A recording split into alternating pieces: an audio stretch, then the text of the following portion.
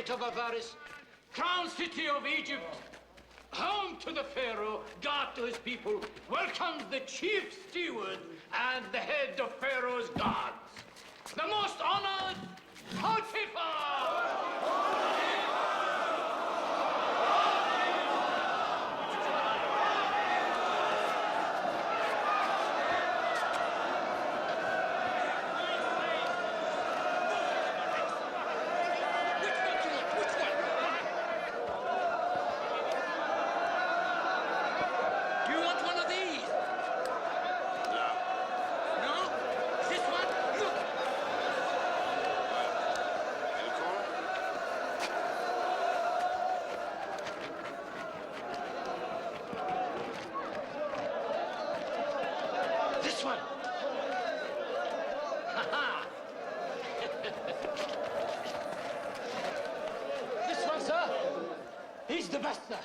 He's a fine slave, sir. Look at that fine head. Look at those shoulders, back, those arms. He is perfect. Ah, teeth. Young. He's healthy enough, but probably never done a hard day's labor in his life. Ah, but he can be trained, master. He's submissive, he's obedient. You do anything without a whimper. And he knows his place. Never opens his mouth except to pray. Is that true, boy? Answer the master. And to whom are these prayers addressed? Which gods? Only one, my lord. Only one god. Must be very poor indeed.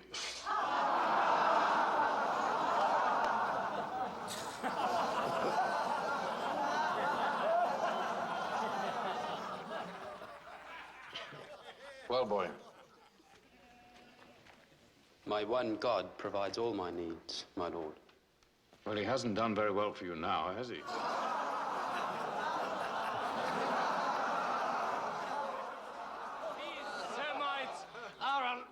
Superstitious lot, my lord.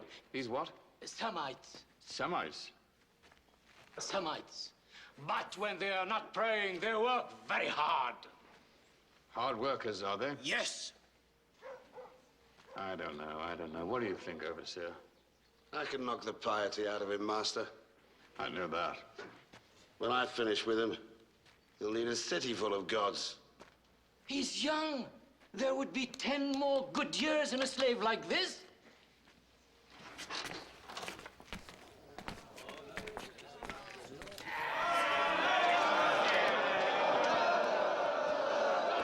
Stupid! We could have made a fortune. You destroyed the deal. Oh, my lord! Come and have a closer look, my lord.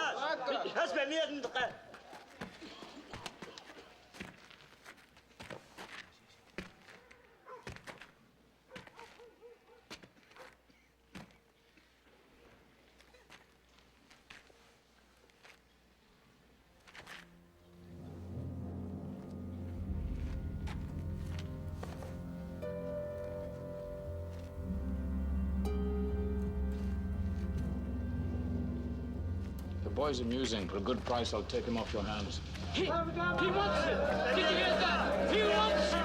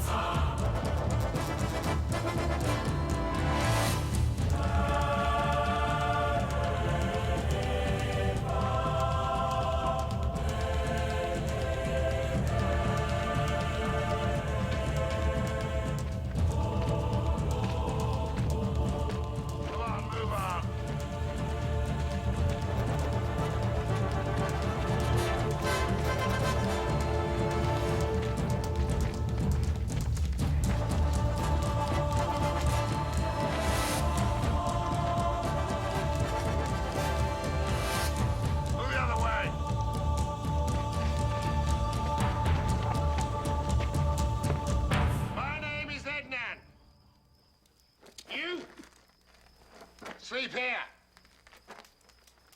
You bathe each day. The mistress likes her slaves clean and silent. She sleeps 16 hours a day. Remember that. Before work each day, we give praise to Amun, Father of all gods. And praise is how you begin your life here. Praise to the all-powerful Amun! Praise to the all-powerful Amun! Praise to the all-powerful Amun! Praise to the all-powerful Amun! I thought you were pious, boy. Are you too good to praise our God? No, Master, not too good. Then what? I've only ever prayed to the God of my fathers. Well, you won't find him in Egypt. Don't you think you could use Amun's good graces? I need workers, boy. Not holy men. I just have to teach you to learn respect for my gods. Huh?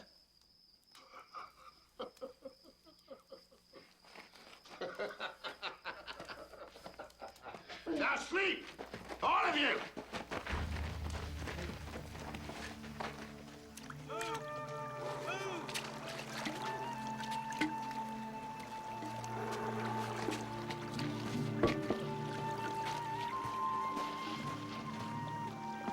Nobody the water. Down with me.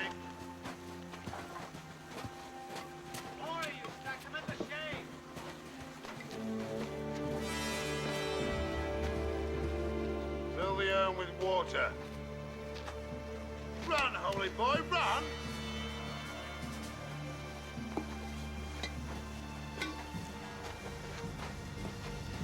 I said run!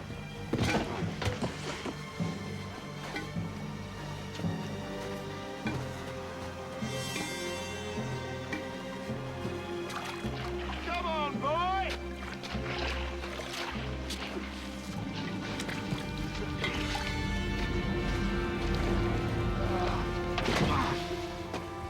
Where's your God now?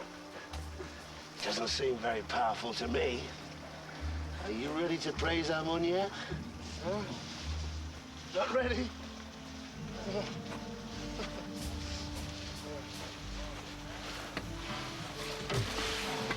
You spilled the water! Refill the urn. Now.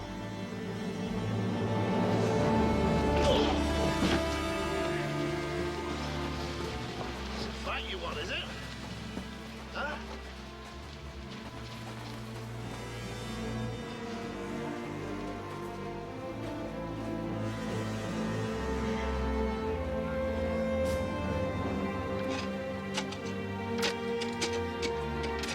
Come on, put your backs into it.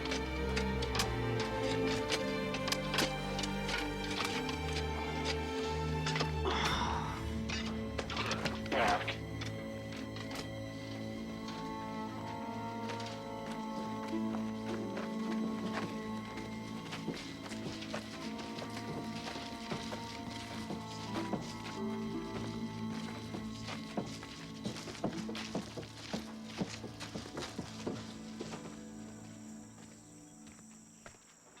Very definite instructions. Well, I All thought... of this area should have been cleared. Look at this. Here. What are you doing, fool? I said put the bricks against that wall, not this one. Quiet, man. It is a slave who is right. They do go here. The soil over there is too porous. Shrine would sink in a month. We'd both lose our heads. Keep to the plans, Edman. Follow the dimensions exactly as I've written. It's simple enough.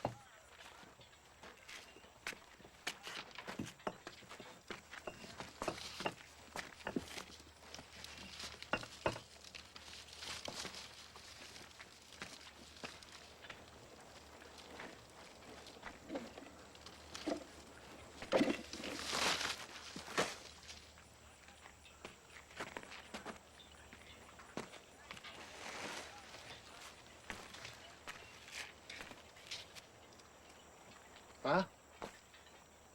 It's no good to me. I can't read, idiot. I can. Slave who could read.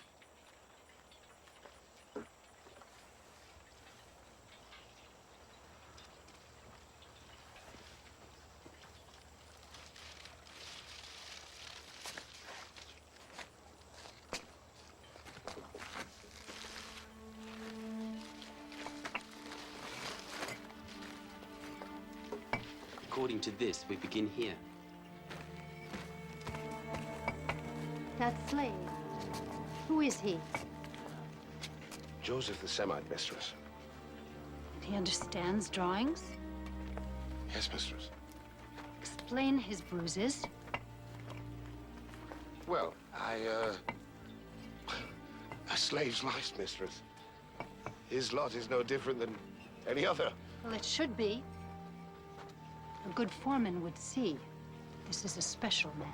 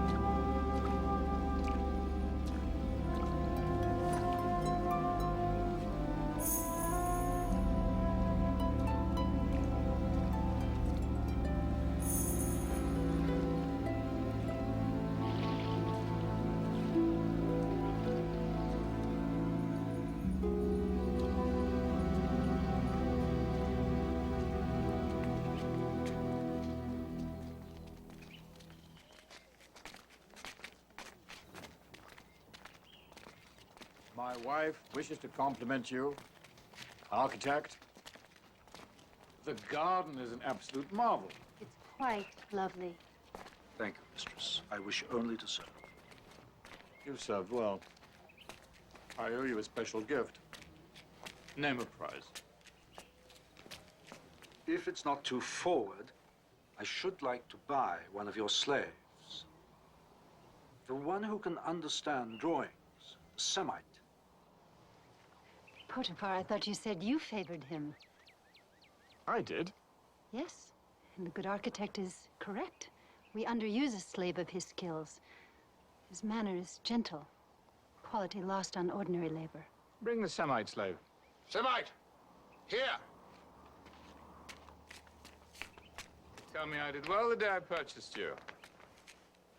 I am grateful, Master, that God chose to be gracious to us both. What? Surely you remember, Master. He speaks incessantly of his God. I'd be careful if I were you. You worship as you like in Canaan, but in Egypt, only Pharaoh, son of Ra, is God. Is this insolence, boy? No, Master. Good.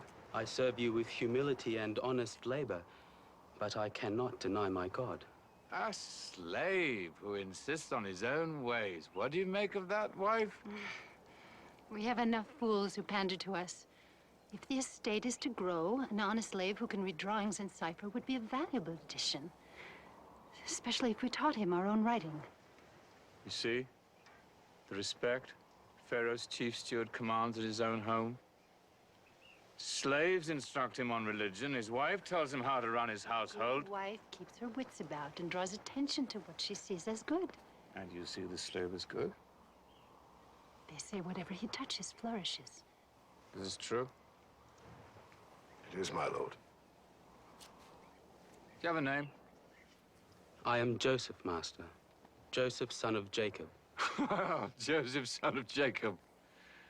Do you think you could bring some order to my household if I brought you out of the fields? To be out of the fields, Master, I can do anything. Then out of the fields you shall be. We'll see just how matters flourish under your hands. Or the hand of your God. You'll have to name another prize.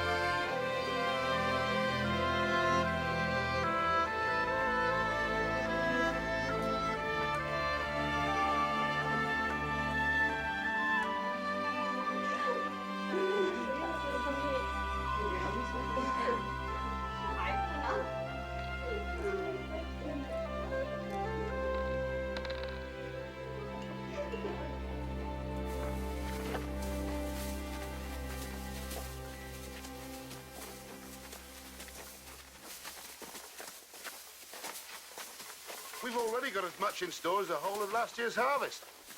And there's still plenty left in the fields. Joseph, how do you do it?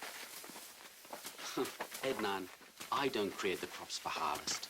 Must be. I know Potiphar thinks you do. Why else would he dress you in robes as fine as these? Clothes mean nothing. I'm still a slave.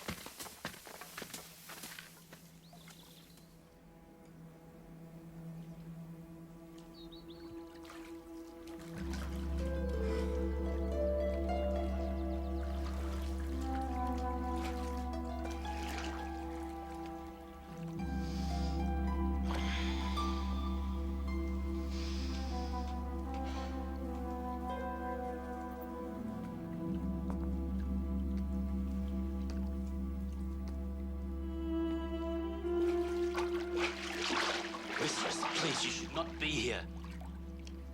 Really? Has my husband elevated you to a position where you can tell me where I belong? No, mistress, of course not. Then be still.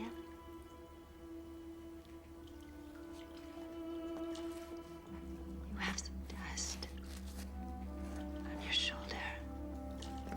Here. Let me splash it on for you.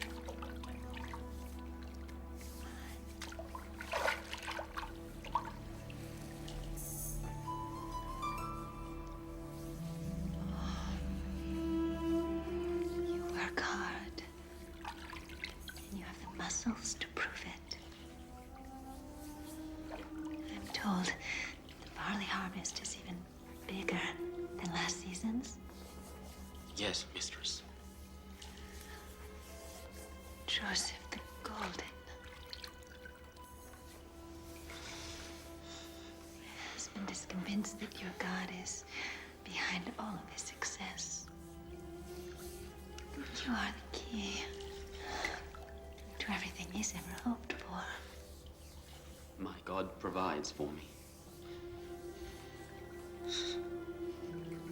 Would he grant my wishes if I were your friend? Please, mistress, I am only flesh and blood, and you press the limits of my strength. You dare restrain me? If my master knew why, he would understand. Really? It's my fault you lured me here to take advantage of me. He knows me better than that.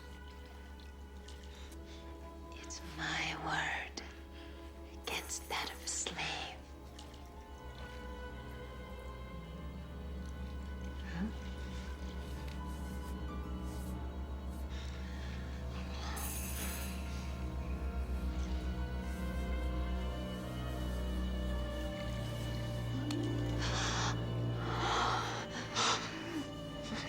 Joseph. Oh, come. Oh, lie with me. Impossible. Potiphar has entrusted me with all that is his. The only thing I cannot touch is you. How could I betray your husband's trust and sin against God?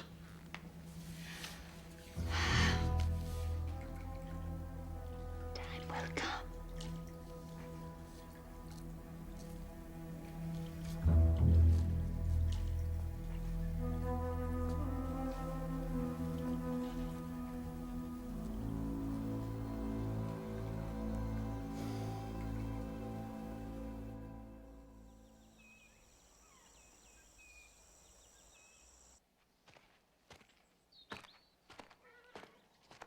Joseph.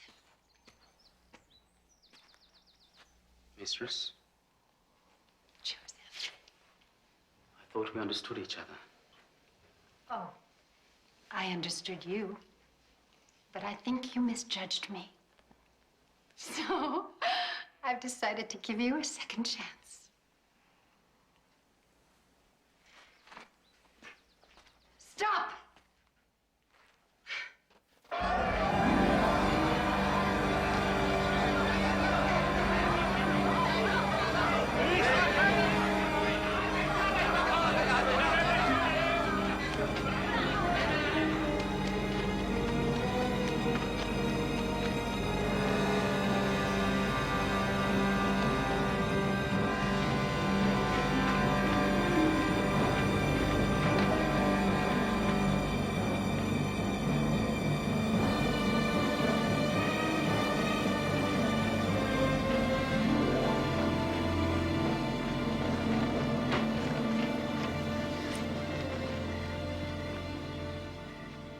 Where is he?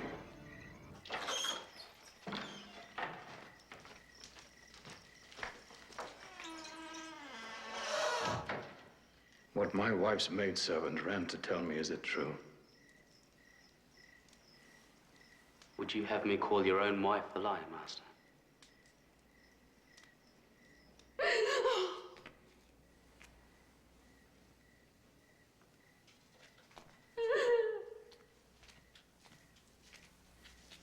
Oh, Potiphar, what took you so long? Didn't my maid tell you of the pain I'm in? Yes, of course she did. Of course, my lord, but the Pharaoh has first call on his chief steward's time as well, you know. Anyway, I'm here now. I will right any wrong that has been done.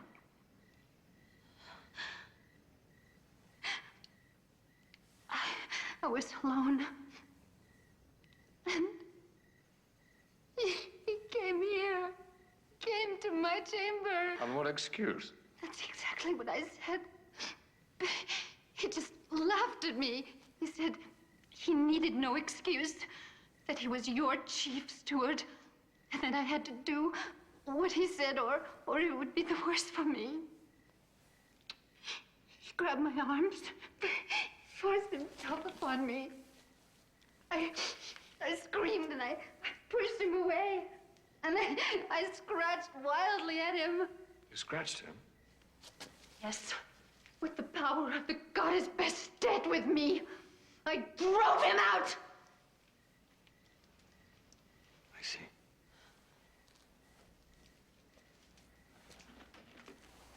I want the full measure of the law, husband. The full measure. I want his death. Go, leave me with the slave.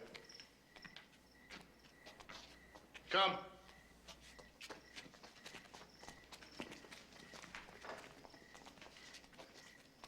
I thought I could trust you. But you can, Master.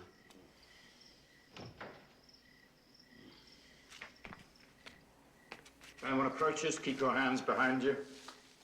Thank you, Master. Now explain yourself. How, Master? She accuses you of the vilest crime, Joseph, and demands the full measure of the law in vengeance, which means your head. And a man guilty of that crime would deserve nothing less. So you deny it? Yes, of course. But who would believe a slave pleading for his life? I deserve better than that from you. I've treated you more like a son than a slave. Trusted my entire estate to you, made you the law of my house in my absence. You, a slave! Your lands prospered under my hand. Which is why I'd rather not see you dead. Take me years to find another like you. Is there nothing you can say in your defense? Only if you allow me to speak openly. As though I were a free man. So be it. But on this occasion only, and no one must ever know I allowed you such a liberty. You know you can trust me. I would never betray you, not after all the goodness you've shown me. Wouldn't you call forcing yourself on my wife a betrayal? Of course I would. And I repeat, I would never betray you.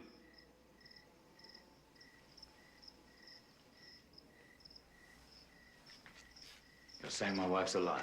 That's not my place, Master. But whatever happened to her was not by my hand. I could not do such a thing.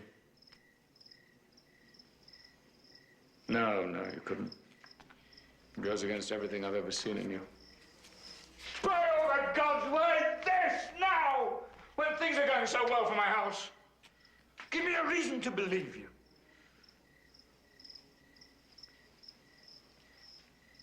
When the blood runs hot, a man forgets his acts have consequences. I have seen the evil that comes from rape. It is hateful to me, and an abomination in the eyes of God.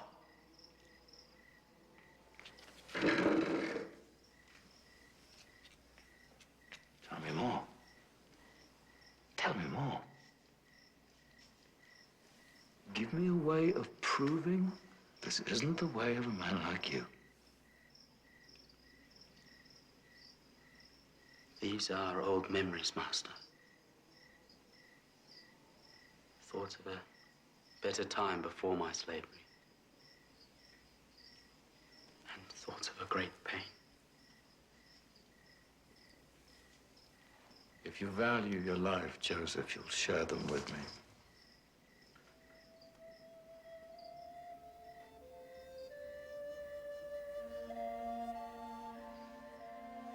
I was only a child.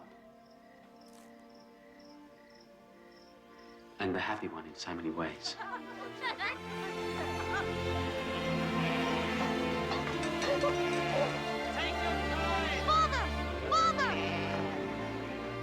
During a long and hard journey, the Lord, our God, watched over us and brought us to a fertile plain near the Hivite town of Shechem.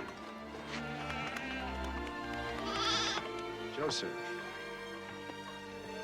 gather the others. Here, my father Jacob said we should raise our tents. Quick! Father says you must come. There were my 10 brothers, Reuben, Simeon, Levi, and Judah. Dan, Naphtali, Gad, and Asher. Issachar, Zebulun. It's time! It's time! It's time! And there were his wives, Leah, who bore my father's first sons. Rachel, my mother, the one my father loved most. And the handmaids, Zilpah and Bilhah. And my sister, Dinah.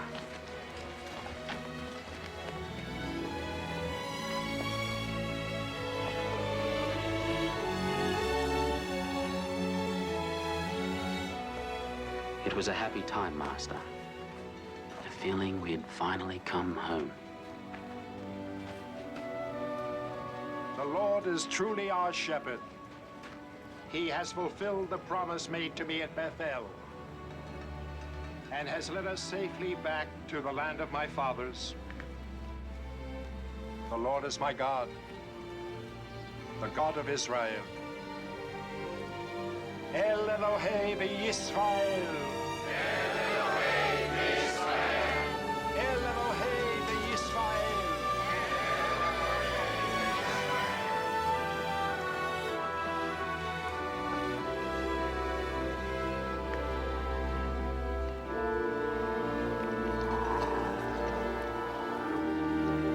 Who are they?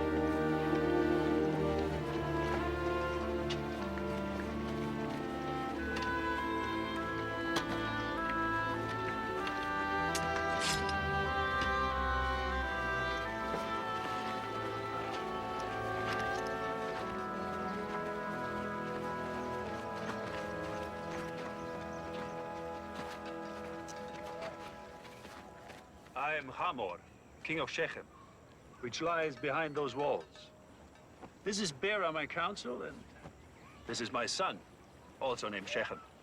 So there be no doubt as to what the future holds for our city.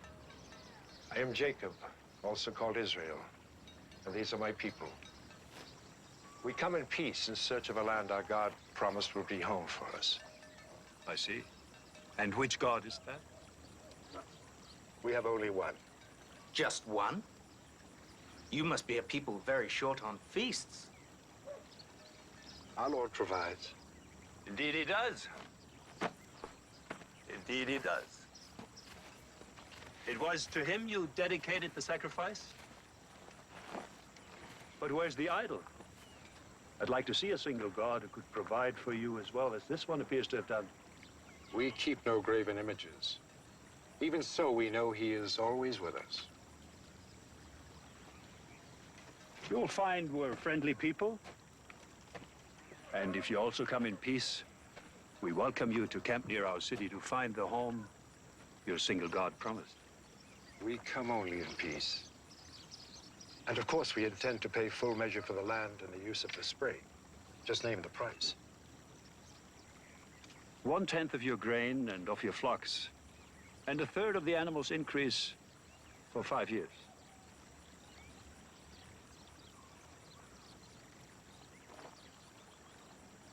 Done.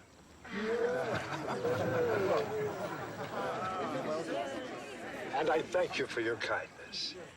We shall be worthy neighbors. Neighbors, yes. Strangers, no.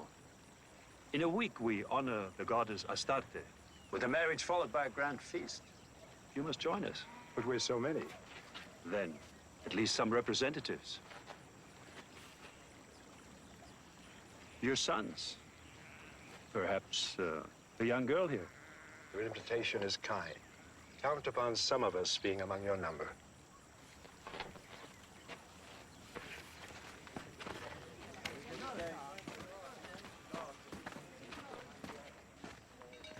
I don't like it.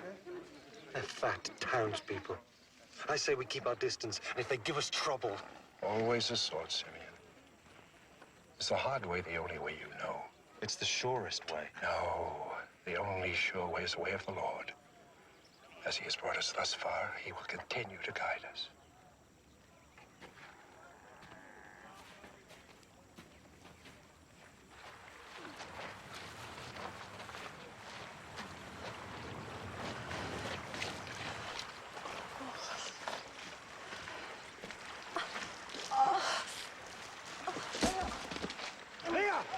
Super quick! It's nothing. Nothing. This new child of yours just keeps telling me that he's almost ready. Are you all right? Yes, it's nothing. Go. Go. Go. It's It's all nothing. right. You must take better care of yourself. There's no need for you to be doing this heavy work. No, it's better that I work here with the others. There's enough anger boiling under the surface as it is. Under the surface is where it will stay. Why else settle here, even pay more for the land than it's worth, if not to give you a chance to rest before you give birth? Because there's also proof that the promises are coming true. We will inherit the land that God promised to Abraham.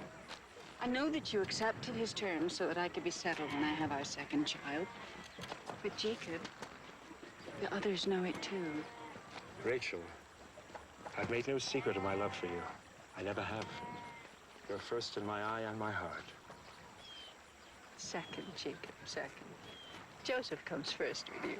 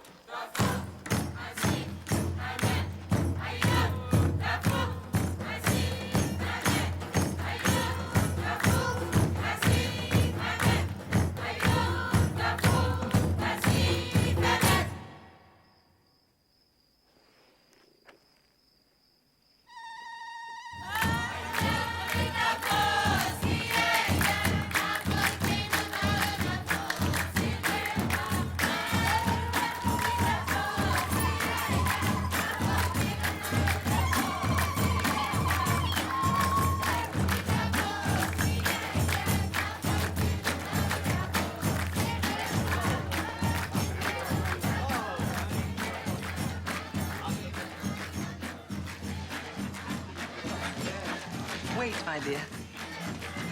You're Jacob's daughter, aren't you? Yes, I am. Let's sit here.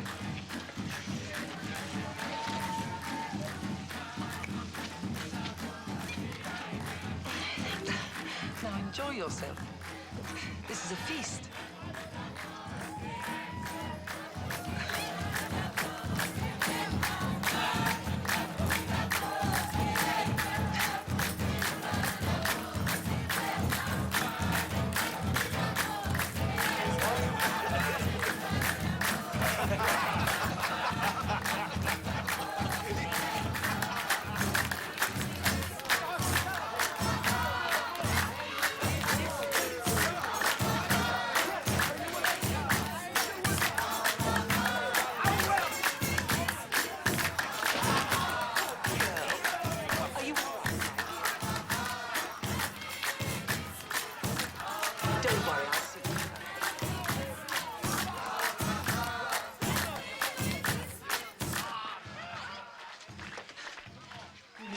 quiet moment to gather yourself together.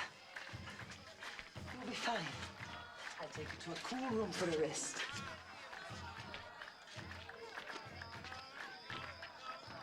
You need to rest.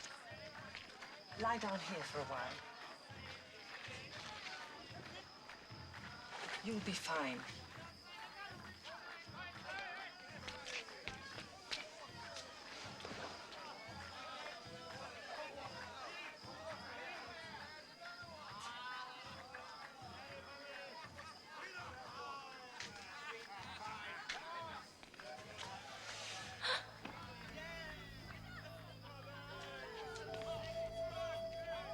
Don't be frightened. It's only me. Yes.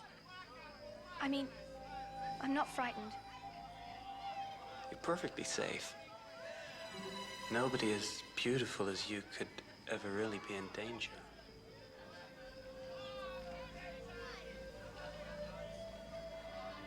You're a woman who can have anything she wants. Yes. Not really a woman, just a girl, really. No, a woman. Whose face haunts me at night, whose smell makes my head spin. Please, I have to go. I shouldn't be here. This is exactly where you belong. With me. Stay away, brothers. Simeon!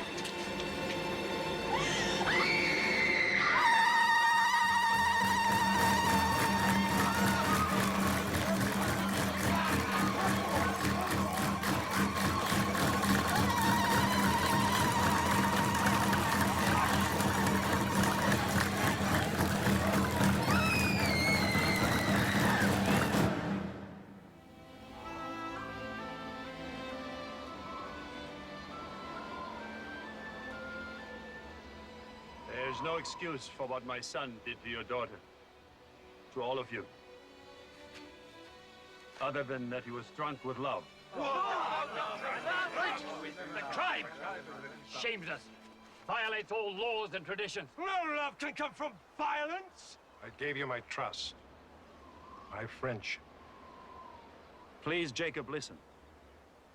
I'm asking for your daughter. I ask for her in marriage to my son.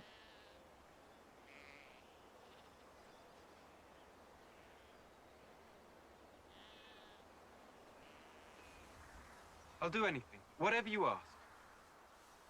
But I beg you, let me marry Dina. Your people and mine can be one, Jacob. We will take your daughters as wives, and you will take ours. Then you'll be strangers here no more. That you seek a peace that can wash away the stain of violence is good. And appreciated. But our traditions and beliefs demand that we can only marry those who worship our God. And our God alone. He's a good God, your God. We see his presence among you, see how you prosper. We watched your sacrifice to him. We respect your beliefs. And we can learn to worship as you do. And you can embrace all our rituals?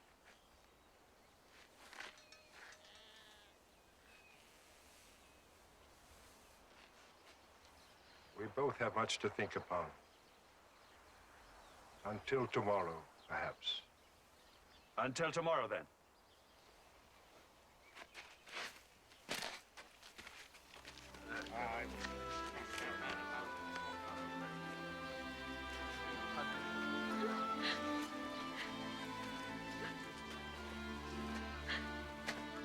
Very strong.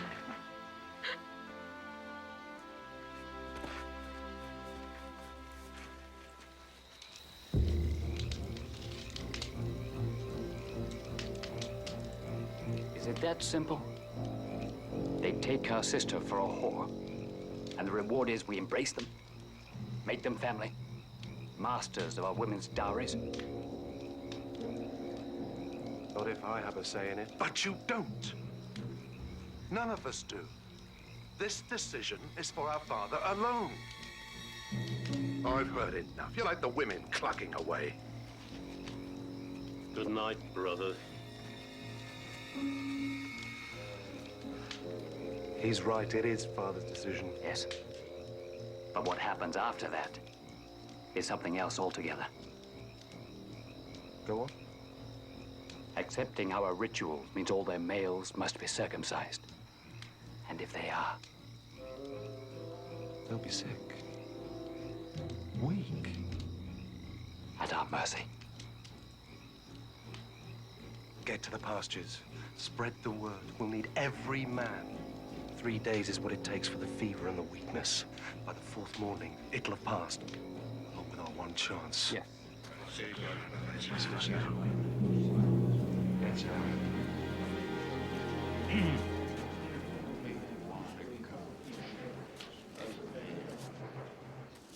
Well, Israel, have you thought upon it? I have. And I see great wisdom in your offer. But have you considered what you must do to marry amongst us? Circumcision is a harsh demand to make of grown men, Jacob. But absolutely necessary. It is a sign we bear on our flesh of our covenant with our Lord, a proof that we embrace his commandments. Only then can we be allowed to be united through marriage.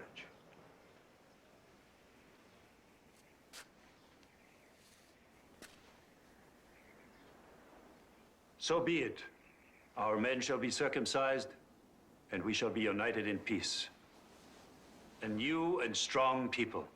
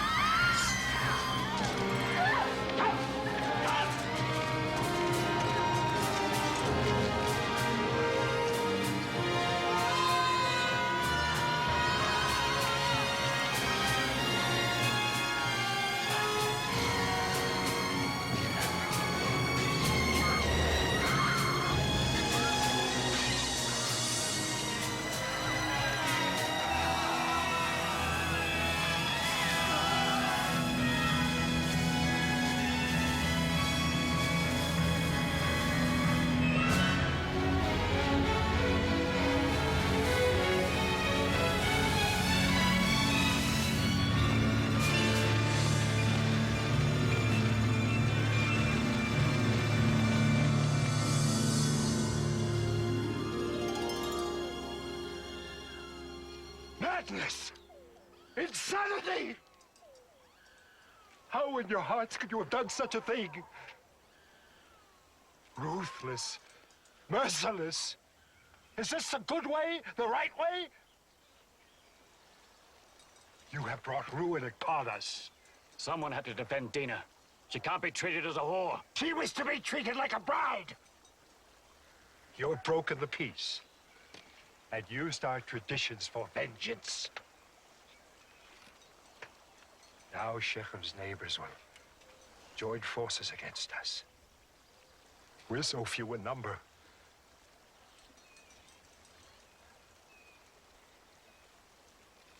Gather our things. We must leave this place. We must leave this place! Gather our things!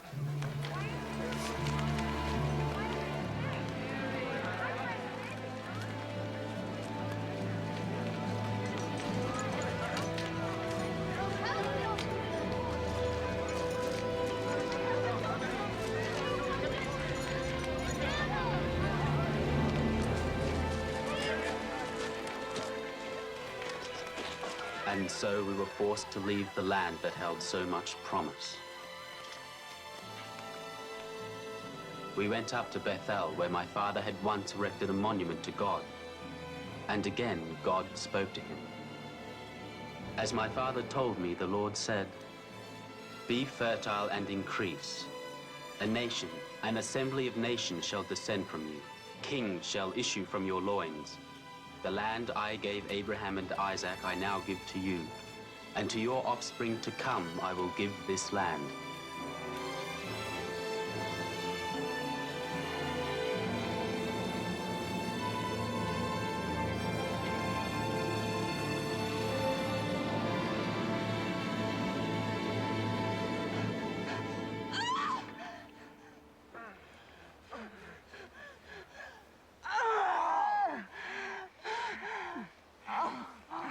Push! Push, Rachel, push!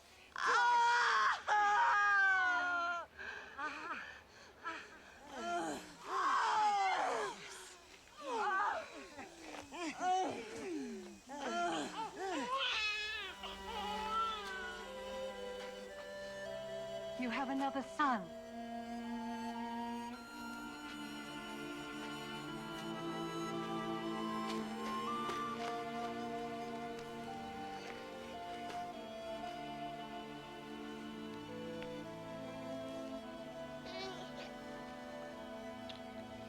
Rachel?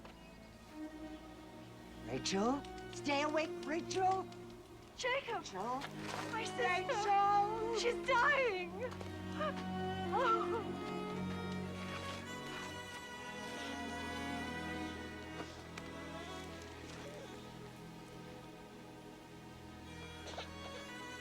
Call him. Ben-Oni. Child of pain. No, not Benoni. Benjamin. Child of happiness.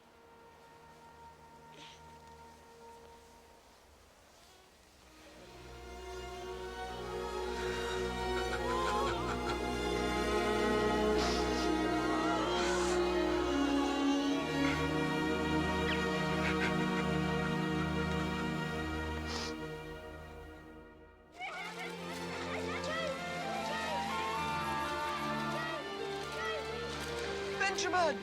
Benjamin! Benjamin! Josie! Benjamin! Oh! Oh!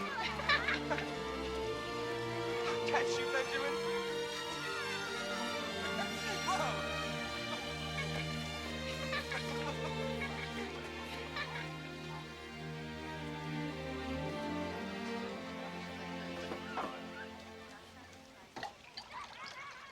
Bela. Bela, spend a moment with me. I have work, Reuben. But I have things to tell you. Important things. Perhaps tomorrow. You know this is my last night. When Jacob returns, I must go out with the herds. No. So, this is my last chance to speak to you privately. That's impossible, Reuben. I belong to your father. For now, Bela. But I am the eldest. And all the concubines that belong to him now will belong to me sooner or later.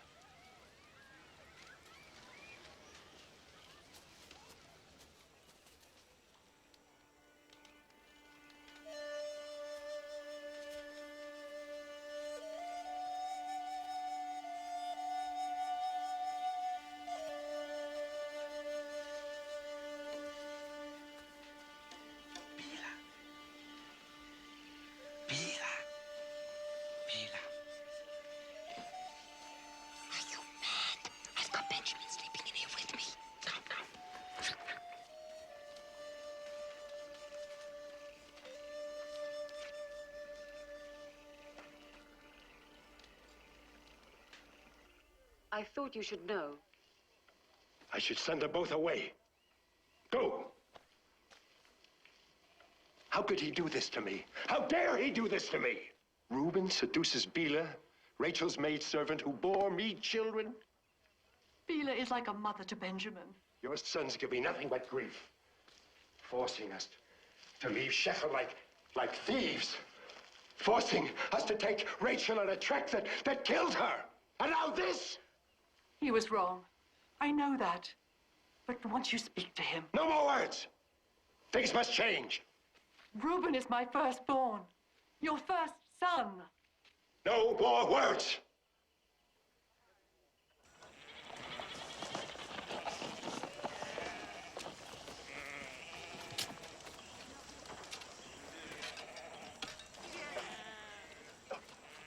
One phase of the moon, then you return to help with the harvest.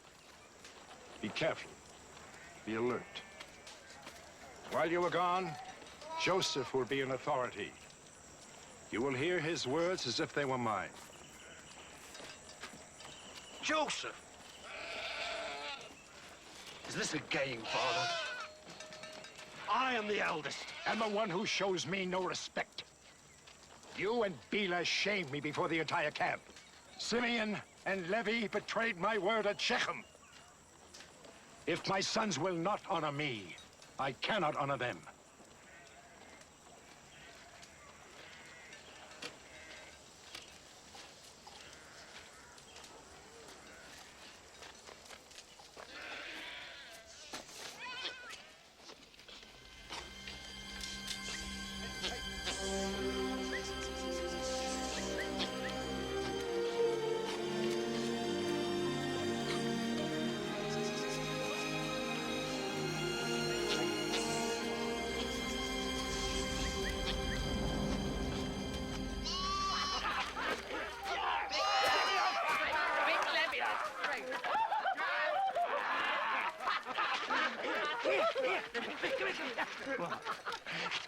See what Joseph does.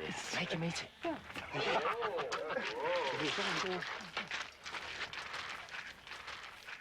Meat for supper, little brother.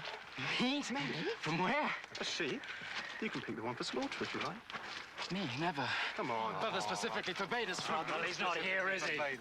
He's not stuck out here alone, baking under the sun, living on dried fruit. Here's a nice fat one who'll stick to our ribs.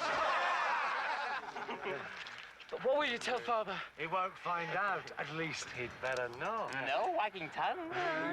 You'd like to. Not our fault.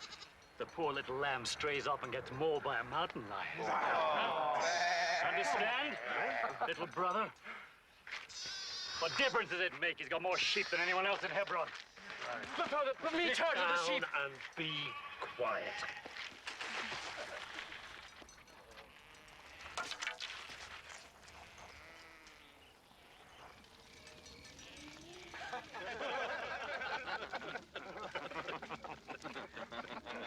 Come on, Joseph. Have something to eat. It's only a lamb. Poor little thing. Mauled to death by a mountain lion. Eat. I'm not hungry. Look at the hide. Any fool can see it was killed by a wild animal. A close look. Hey!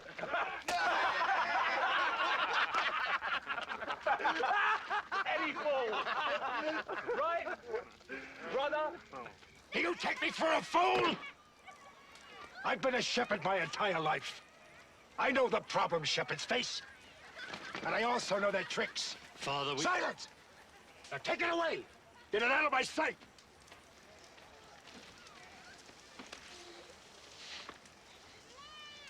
At least now we know what to expect from Joseph.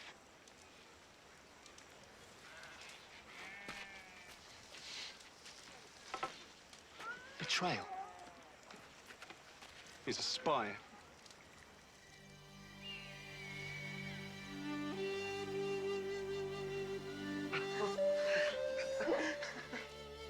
He certainly looks like a prince. So tall and strong. Oh, Jacob, it's beautifully made. only his mother could see him now. It's wonderful. Surely I don't deserve it. None of his brothers have anything this fine. None of them deserve it. He does. He has proven his loyalty and responsibility. He has earned the coat, just as he's earned the succession. Now, leave me alone with him. Go, all of you. Go.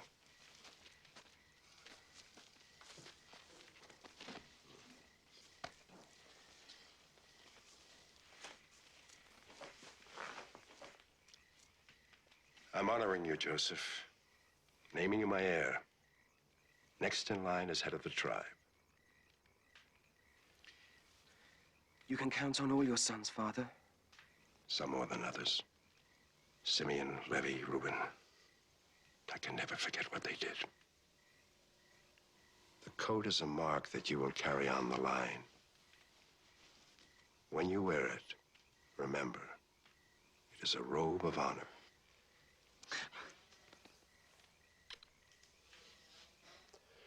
Now, get some sleep. We have a lot of work to do. The harvest starts tomorrow.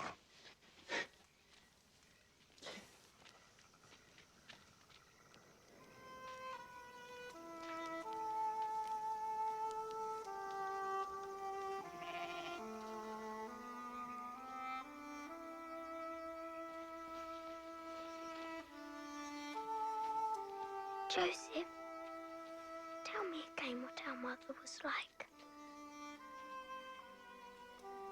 She was gentle, kind, loving, and very beautiful. More beautiful than Leah, Zilpah, and Bilhah. Yes, much more. Is it true that I killed her? Of course not. Where did you ever get such an idea? I heard some women say that she died because I was born. That's foolishness, Benjamin. That's not why she died. Why then?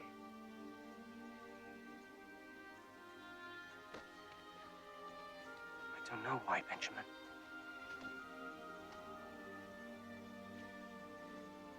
People are born, live, and die. Even the stars fall and die.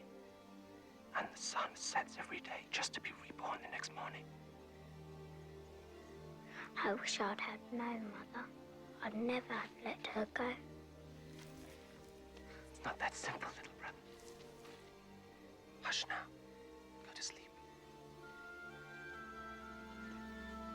Are you going to sleep in your new coat? Yes. I love it so much.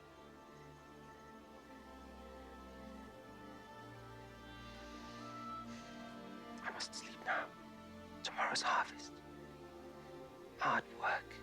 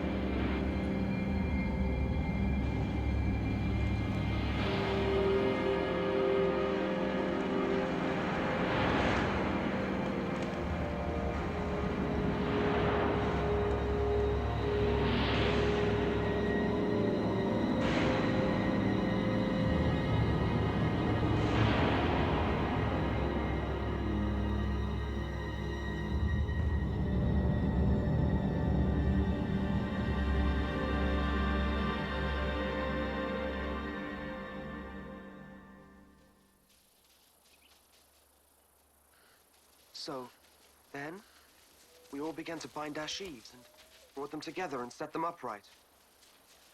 And as soon as they were on end... But don't stop now. What happened? Then, your sheaves all prostrated themselves. They bowed down before mine. That's it. Taking all I can. Boy's gone crazy because of Father's promises to him. He already thinks he's our master. I also had a dream. In mine, there were 12 piles of manure. The smallest one walked and talked and told tales. No. Be serious. I've had enough of him. It's time we had this out. Tonight. After the day's work.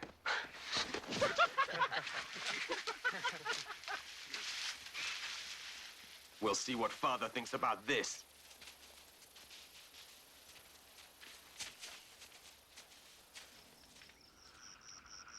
So we all began to bind our sheaves and brought them together and set them upright. And as soon as they were on end, their sheaves bowed down before mine. Do you hear that, Father? He dreams of being our master. This has to be stopped. And that Simeon is as foolish a thing as I've ever heard. Should I order the boy to stop dreaming? Dreams have meanings. And when God intends for us to understand them, he'll make it all clear. Until such time, all we can do is listen. Joseph, you spoke of another dream. Yes, Father. Tell us. I'd better not, I think. If God gave you a dream, you must share it with us.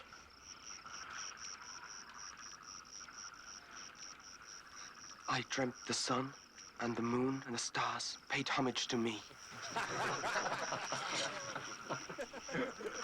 I don't know what that means. Am I the sun, perhaps? Surely not. Your mother, the moon, your 11 brothers, the stars. I mean, should we all bow down to you? Now you've listened to this madness, perhaps we can go back to the way things were, the way things ought to be. Yes, I'm sure you'd like that. But Joseph's dreams do not change what happened at Shechem, or with the lambs of the fields. Dreams do not change my decisions.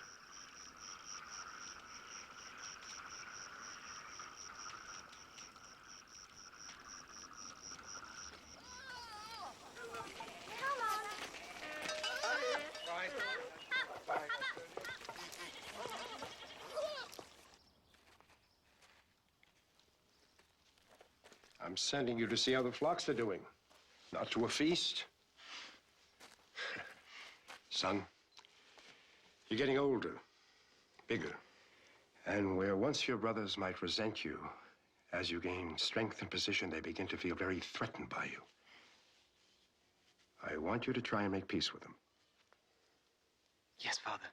That's also what I want. But sometimes the anger is... Time will ease that, if you're more careful of their feelings. Joseph, they're different than you are. They're all brought up together like a pack of lion cubs. You and Benjamin are the children of my old age. You were given more attention, perhaps, but your brothers see that as more love. We both must help try to make them see the truth. Understand? Yes, Father. Good. Then go safely and with a steady pace. You should find them within a 2 days' journey.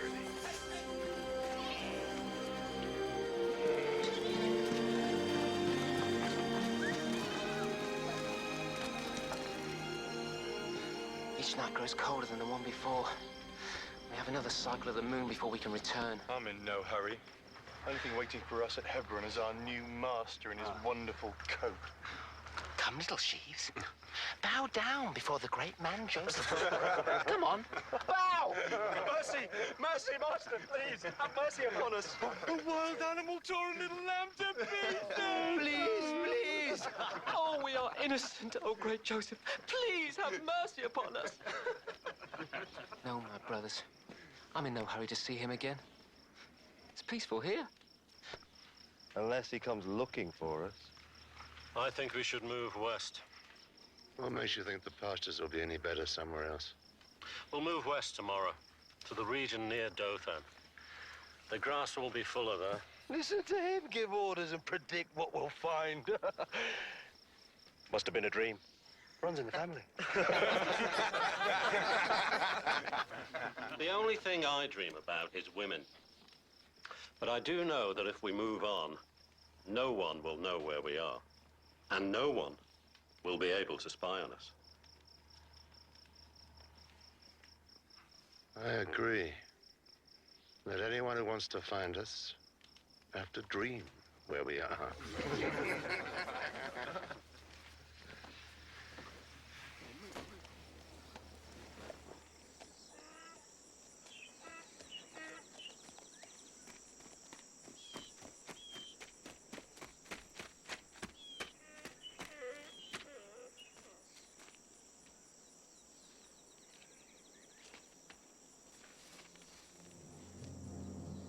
What are you looking for?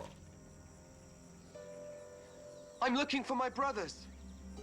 They're pasturing the flocks somewhere near here. They moved on. I heard them say they were going to Dothan. Thank you.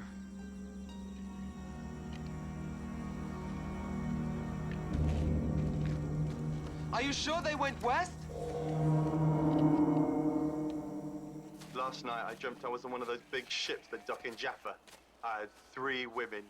One had red hair, the other gold, the third... Your dreams don't count. You're not Joseph. I wonder. Father wasn't so pleased with his last dream. That's right. Yes. What if they are prophetic? All of us kneeling down to him. Father, too. Sickening. Stop it. It's only a dream. We'll end up bowing and scraping to him, crawling to beg for favors. Stop it.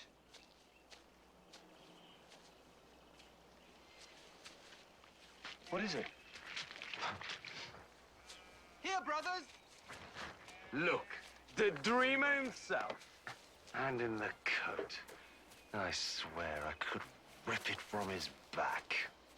Father sends you fresh food!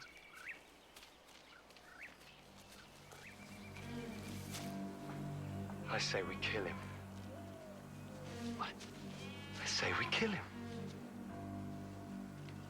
It's the only way to be done with him once and for all. Hold your tongue. Don't even think it. No. Simeon is right. To kill him? Never.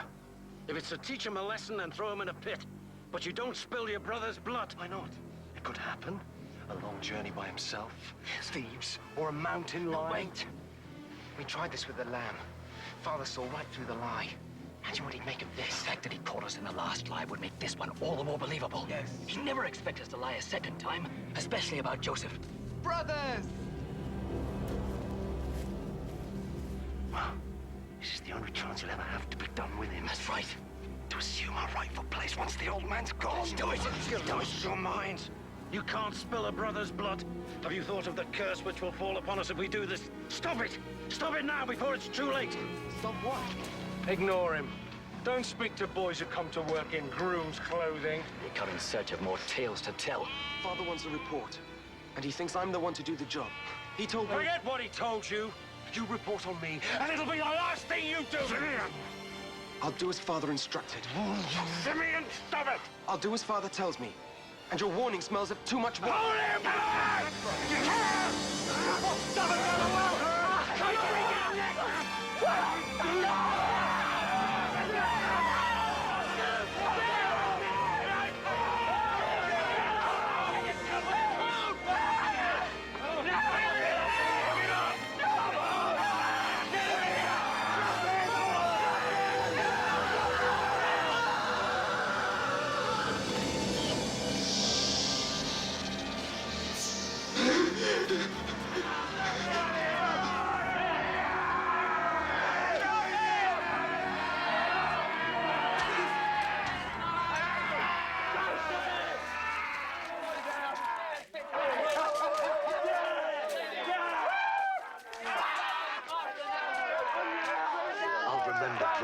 I'll remember that when the time came to act for ourselves, you weren't there. No, I wasn't. Perhaps I'm just not as big and brave as you are. Brother. You're letting him go? And what if he tells our father? He won't do anything. Not Reuben. He stands the most to gain from all this. With Joseph gone, who else will our father put in line to replace him? He'll be back.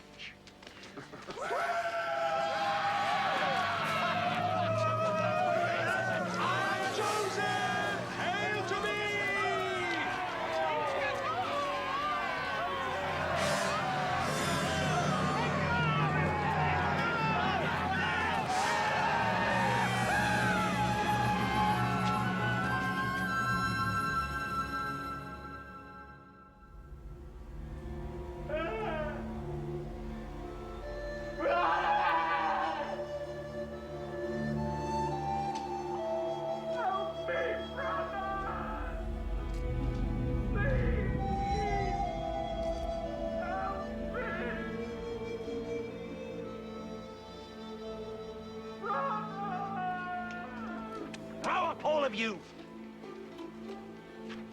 Sitting and moping like women. What's done is done. Now let's get on with our own business. The boy is our business. Was, brother. Was. There's no turning back now. And if we pulled him out? From the well where you helped me throw him and have him tell Father what we did? At least he's not dead. Well, I mean, we could always tell Father we're just trying to teach him a lesson. And Father will teach us a thing or two. The flocks are his, the tents, the food, everything. I worked too hard to be disowned and left with nothing. No, brother, we'll have to see this one through. Because what our Father doesn't know can't hurt us.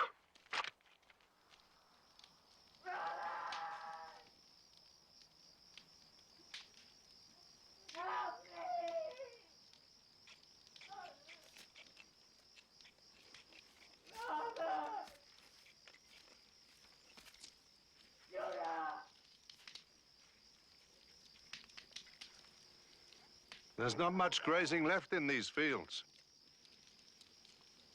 Simeon, I think it best if you and Levi take part of the flock to fresh pastures near Shechem. So you can fish out the boy and throw the blame on us? Never.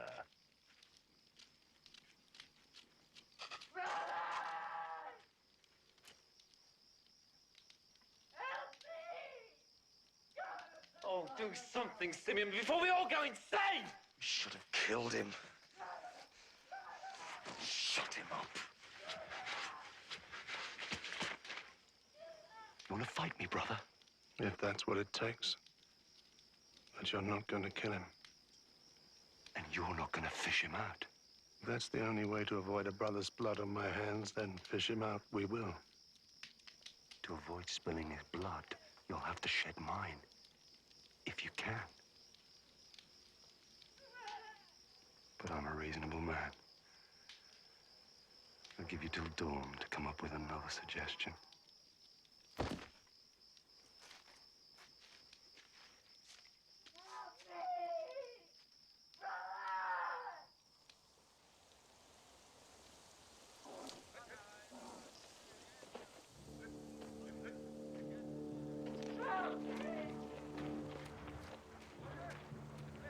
Ishmaelite traders!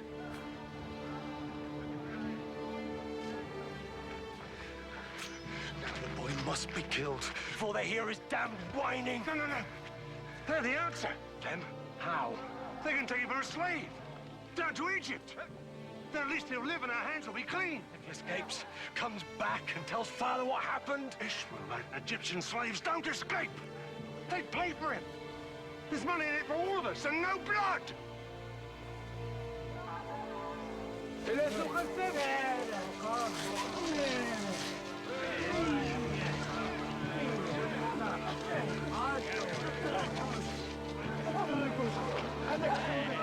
$20 shekels, not a piece more. In silver? Of course. Done.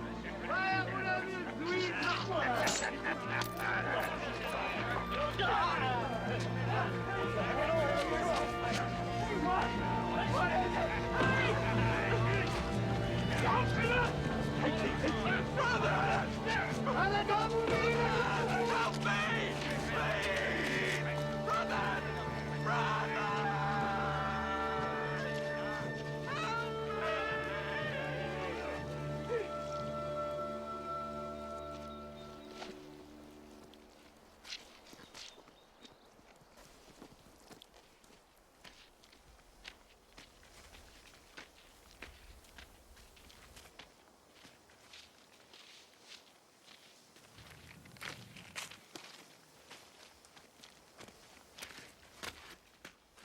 come to save him. I won't have his blood on my hands. It's too late for that.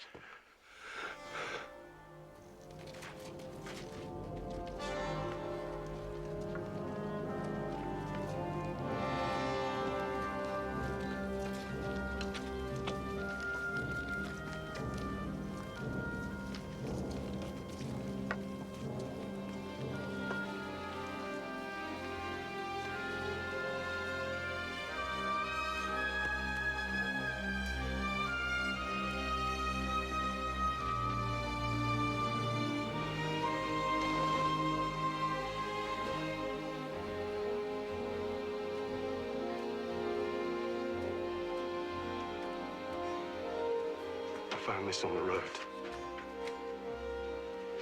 It must have gotten lost. A wild animal. No!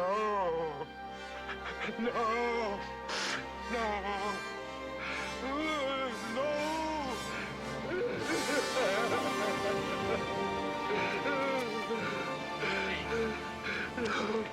No!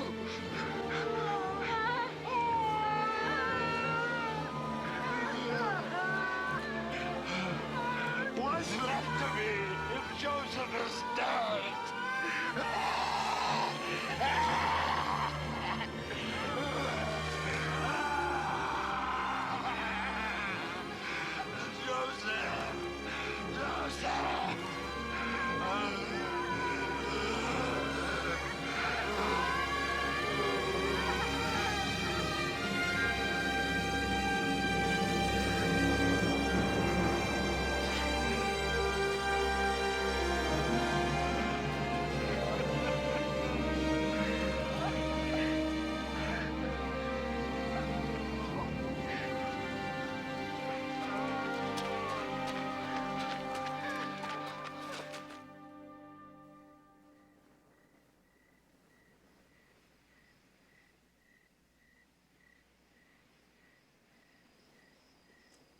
Here then, Master, is my version of events. And may the Lord my God stand by me as I speak only truth, and desert me if I lie. If you lie, I will kill you. It was the last day of the harvest festival. The gratitude to the gods. I set about arranging the house, believing it to be empty.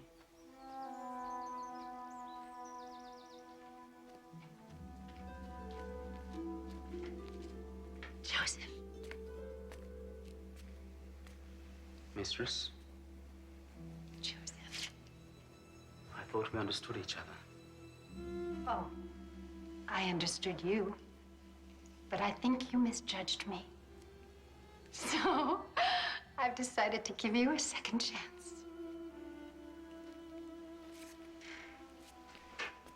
Stop!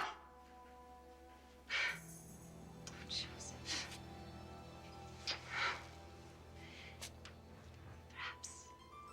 Perhaps if we talked more, became close,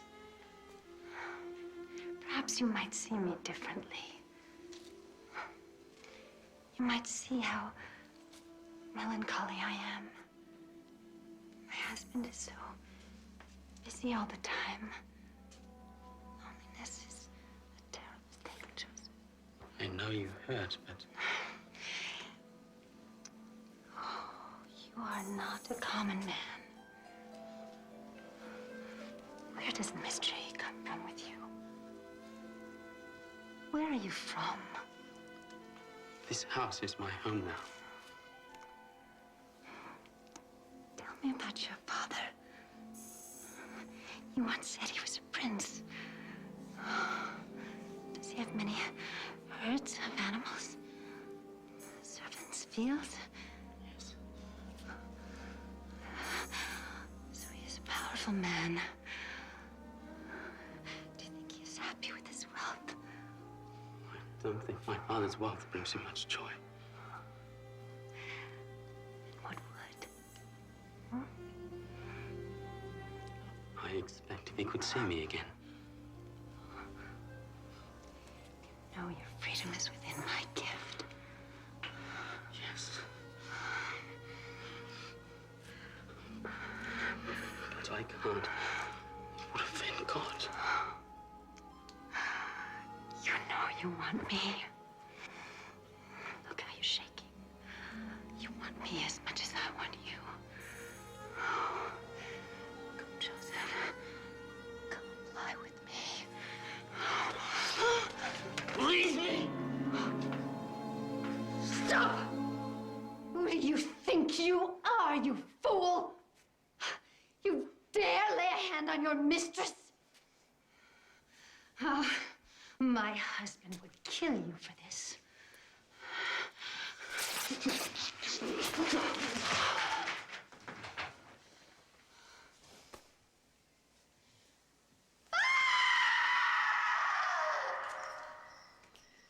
Is that all?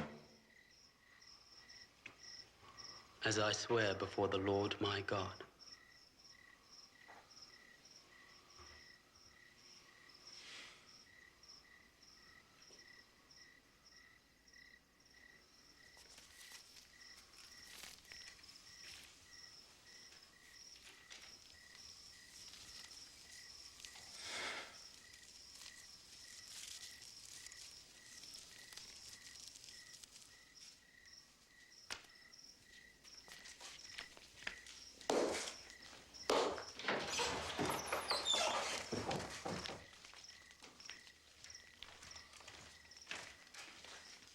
Summon the household.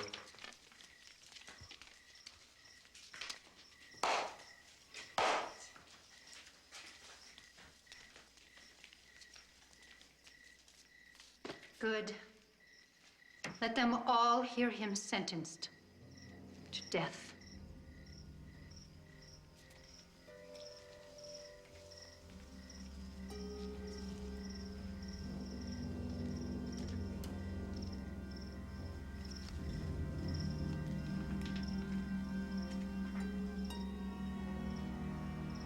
I have heard the reports and weighed them. The slave is guilty. Here then is my decision. As I say it, so it be written, so it be done.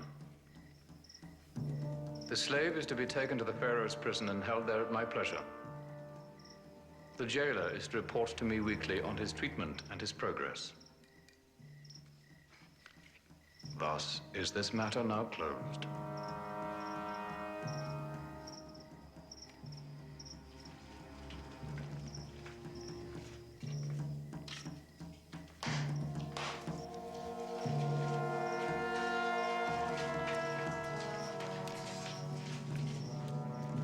Bring him.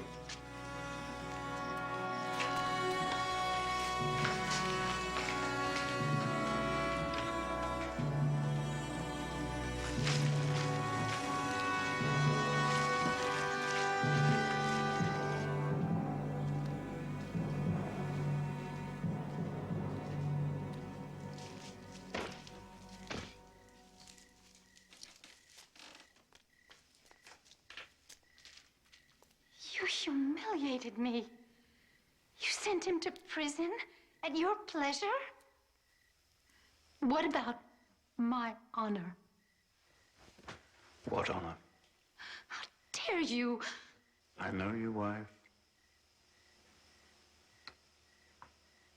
I know you. You don't understand. Whatever you believe of me, how can you let him live? How can you humiliate me like that? Because one humiliation deserves another.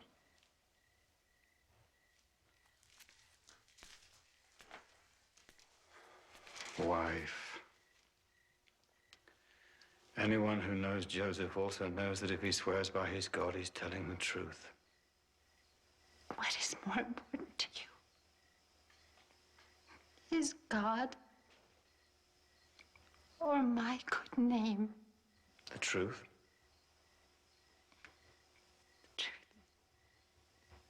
Yes, that's what matters. You might as well set him free. Complete my shame.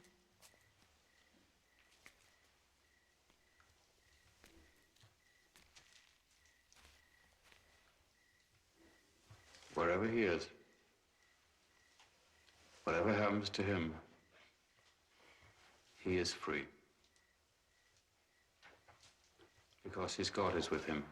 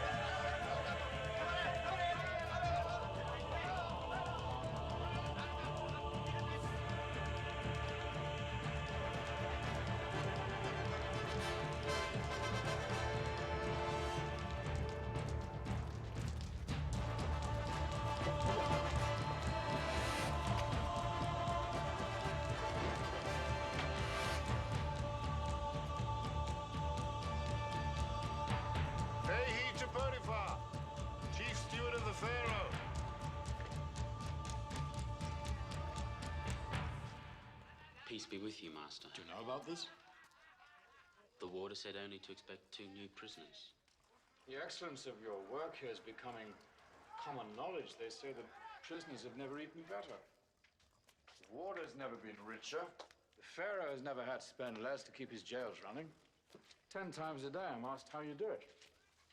God blesses my work, Master. As I've seen for myself. And I know that one day he'll see me gone from this place. Well, he'll have to deal with the Pharaoh first. I'm not so sure they're on speaking terms. As you see, 2 very fine specimens. Fine garments, royal eye tattoos, and of station and breeding. Fat one is, well, was Pharaoh's baker. The scrawny one is cupbearer. Important men. How did they end up here? Accused of theft. Of Pharaoh's bracelet of the sun. The mark of the true sun god. It's gone. Missing. And Pharaoh's seers and prognosticators say that one of these two is the culprit. Then their lives are over. Probably. But you never know what can happen. And in case they ever get out of this place and find themselves restored at court, it would serve you well to serve them well. You understand? Completely, Master. You do this well, Joseph. And you can give me a valuable ally when the time comes to plead your case with Pharaoh himself. May your God be with you.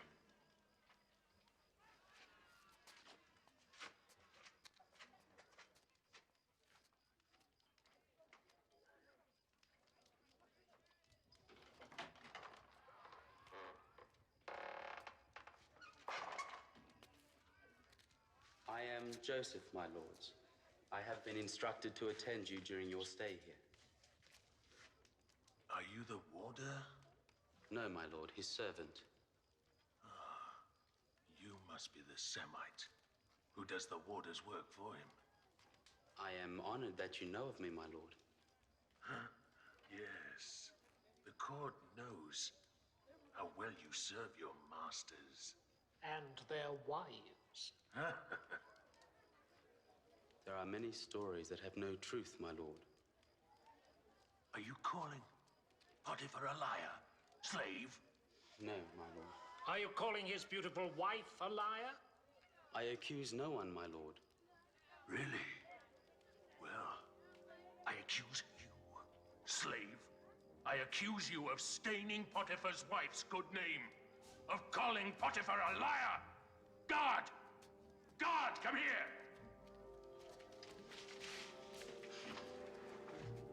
Beat this man with your whip. Careful, my friend. We are in his prison. His prison? He's a slave. Potiphar will thank me for punishing such insolence. Don't look to this slave for permission. I serve in the court of the Pharaoh, God on earth. Do as I tell you.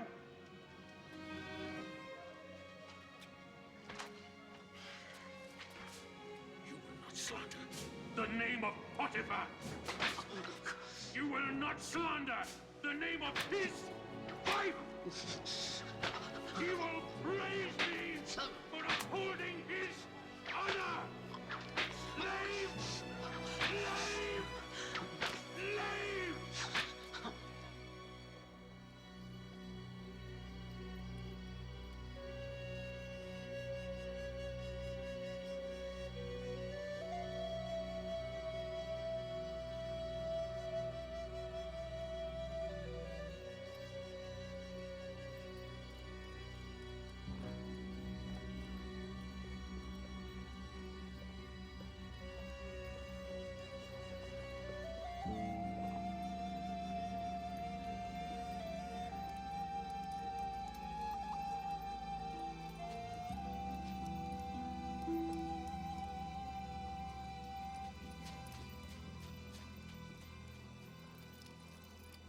They say this season's market will be bigger than last. I hope so. It gets harder and harder to scratch out a living. You don't have the animals to prosper, you know that. You need good, rotting males, healthy she-goats, ewes. I won't return to my father's camp. I can't live with Jacob's sorrow. He still mourns the loss of Joseph, and the entire settlement is a pool of grief. As a widower, I've enough of my own.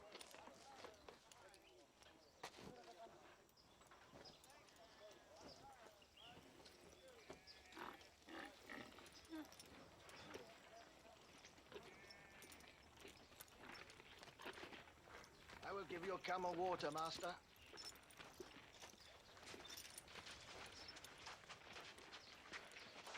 Now there's a sight. Oh, a Canaanite who hides her face.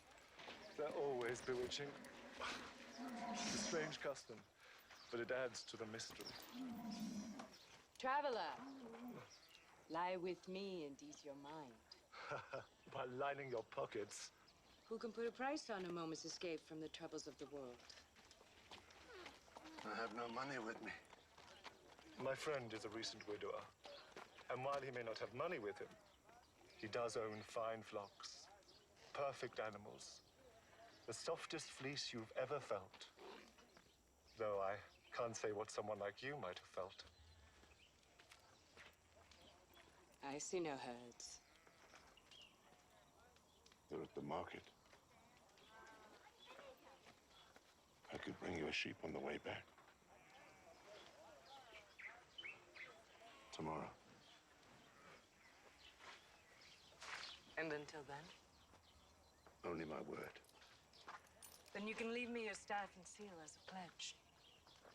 Tomorrow, when you bring the fleece, I return them.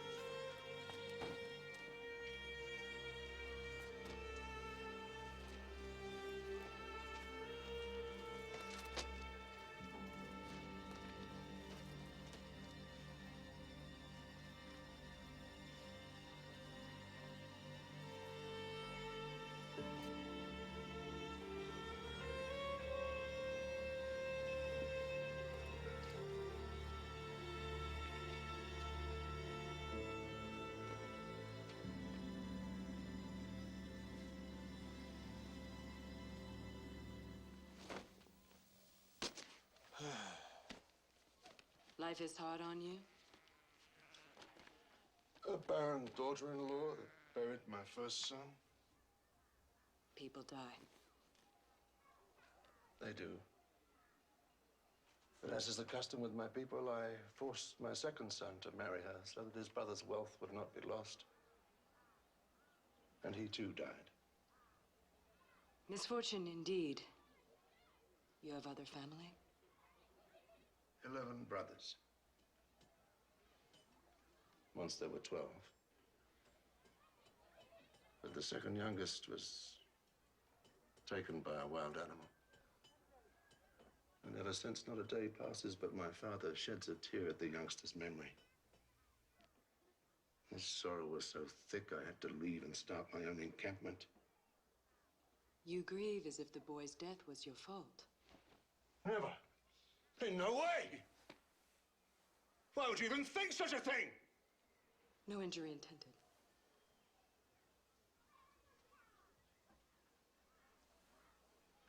You're a very fine woman. Thank you. Until tomorrow, then. When I bring you your fleece and redeem my staff and seal. Until tomorrow.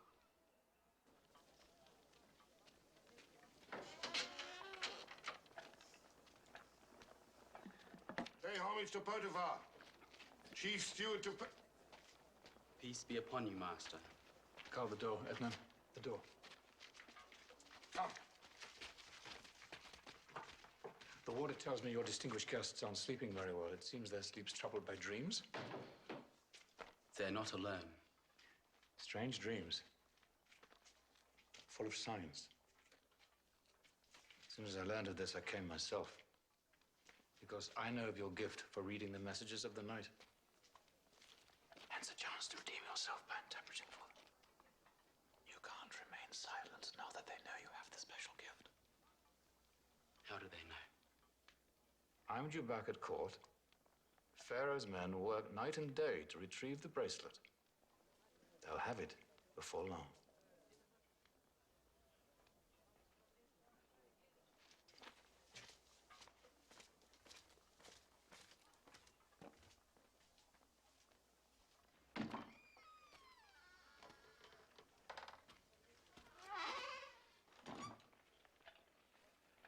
I hear you have the gift of second sight.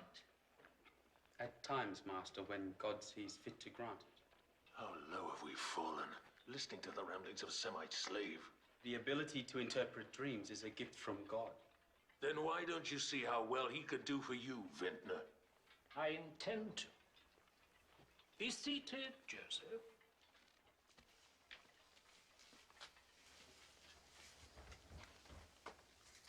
Here is my dream. I was in a vineyard in the countryside. There was a vine in front of me, and on the vine were 3 branches, one of which began to bud. Now, no sooner had it budded than it blossomed, and its clusters became rich grapes. I had Pharaoh's cup in my hand. I picked the grapes, and I squeezed them into Pharaoh's cup. And then I handed the cup to Pharaoh. Now, can you interpret? This is what it means. The 3 branches are 3 days. In another 3 days, the Pharaoh will lift up your head and restore you to your position. Then you will hand the Pharaoh his cup as you have always done. Rest easy, your days here are numbered. Can it be true? Now listen to me, slave. I, too, had a dream. There were 3 wicker trays on my head. In the top tray were all kinds of pastries for Pharaoh, such as a baker might make. But birds were eating them off the tray on my head. Give me its meaning. I am sorry. I cannot interpret that dream. You can. I know you can. You're hiding something from me. Tell me what it means. Very well. This is what I believe your dream to me. The 3 trays are also 3 days. In another 3 days, the Pharaoh will lift up your head as well, by hanging you from a gallows. Then the birds will eat the flesh from your bones. No!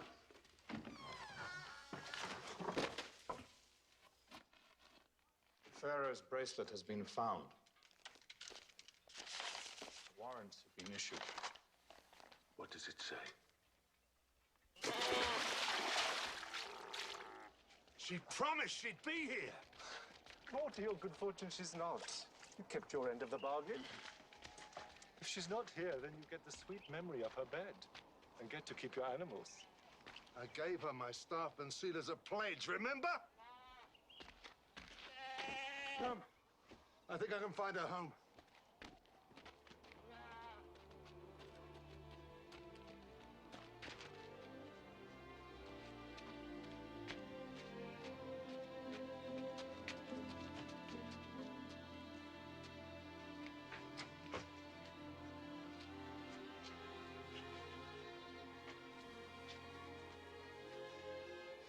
My punishment will never end. Never.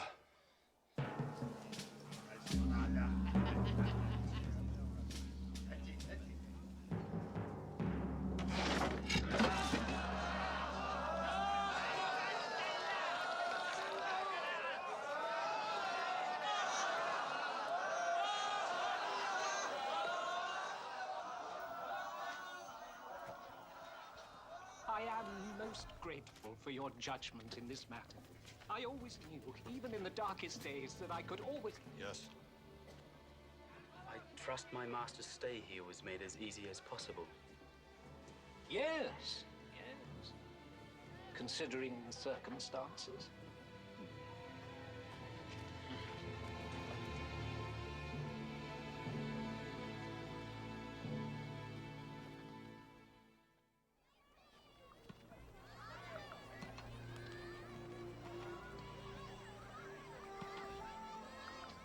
Now repeat everything you've learned, Benjamin.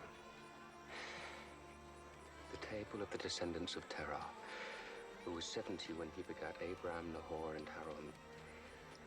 Father, you know I have the lines of our family completely memorized. Shouldn't I be helping my brothers pen the flocks? Their backs are strong enough for the job. For you, this is more important. You have to carry on the line. But I'm the youngest, Father. Reuben, even Judah. I've spent a lifetime showing me they're not up to the task. It would have been Joseph who would have carried on the line, but my other sons. It was a wild animal who took Joseph. You can't go on blaming the others forever. We must take our signs from God. In my heart, I know Rachel was called to give us the next in line. And with Joseph gone, that means you must keep our traditions alive. Maintain Abraham's covenant with our Lord. Blessed be his name. Now, young man, back to the tables. And the sons of Abraham were Isaac and Ishmael. And Isaac begat Esau and Jacob. And Esau, who was called Edom, took wives among the Canaanites. Father! Father! Quickly! It's Judah.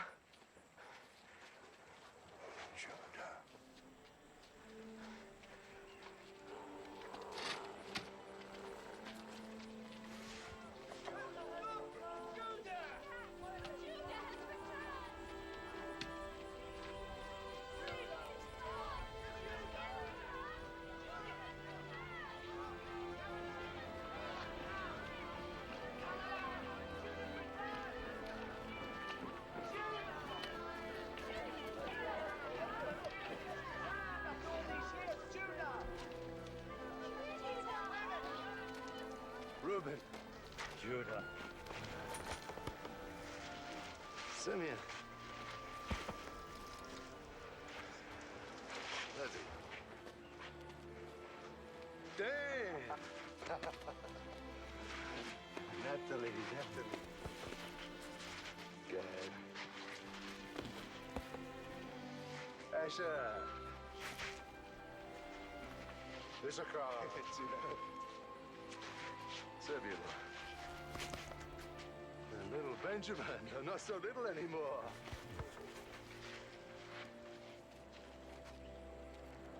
And my father. My father, Jacob.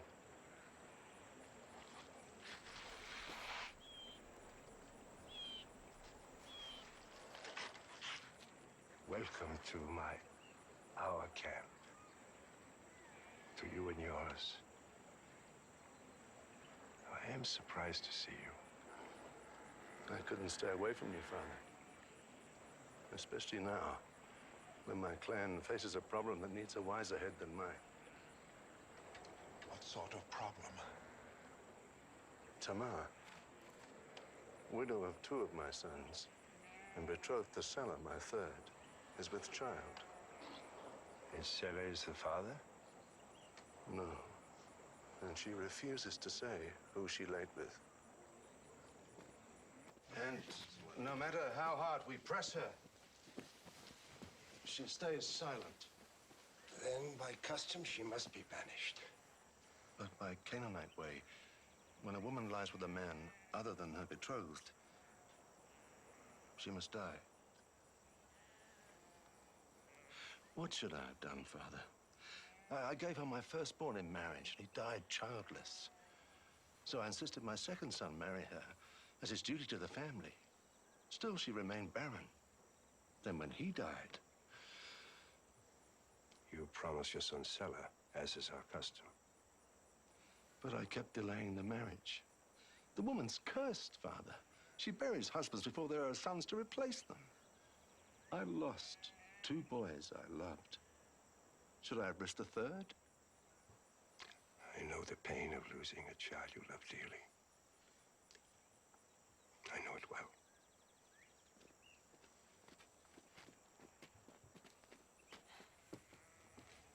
Yes. She'll speak of anything you ask, except the father of the child in her stomach. And she's unafraid. This is not our problem, Jacob. That much is true, Judah. You left this camp and established your own line. You must be responsible for yourself and the decisions you made.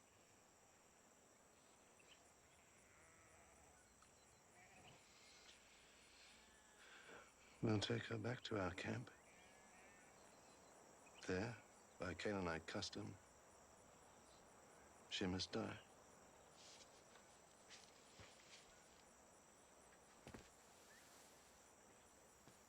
We leave at first light.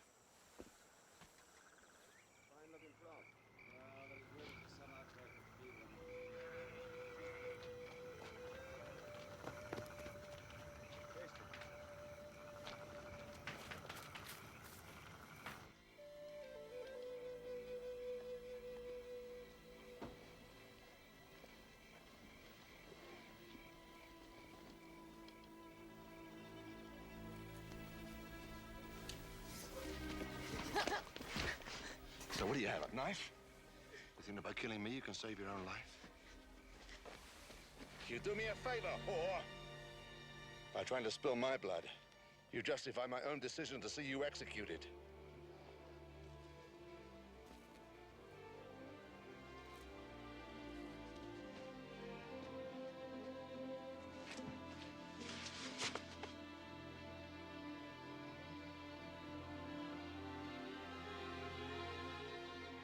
You?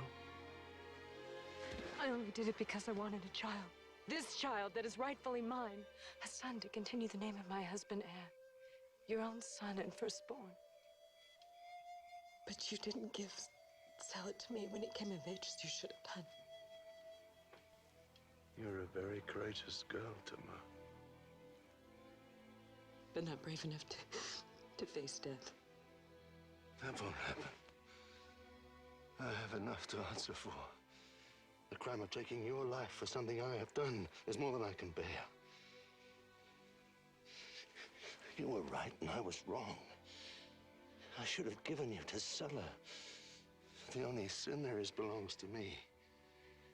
You will live to have your child and raise him as a mother should. Living in your own tent with respect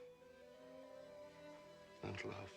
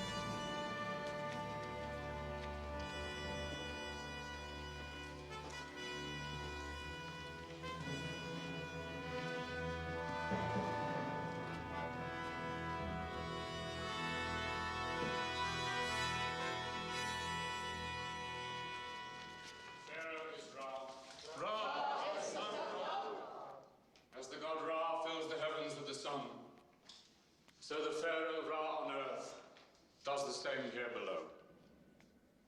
Potiphar, the gods must be blinding you. A fool can see I shed no light. The Pharaoh is not well. Physician, attend the god on earth. It's not my body that ails. If you knew your signs, Vizier, you'd see it's my heart that weighs me down. I'm beginning to wonder if you know your art. If the Pharaoh is in pain, then let him speak of it. And the answer will be his. Dreams. I'm haunted by dreams. I dreamt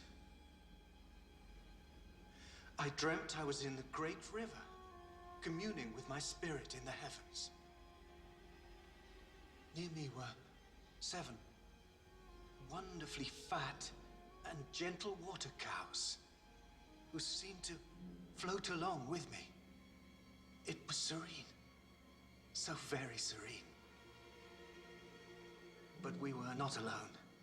Horrible, starving cows suddenly appeared, and the thin, wretched cows ate the sleek, fat cows.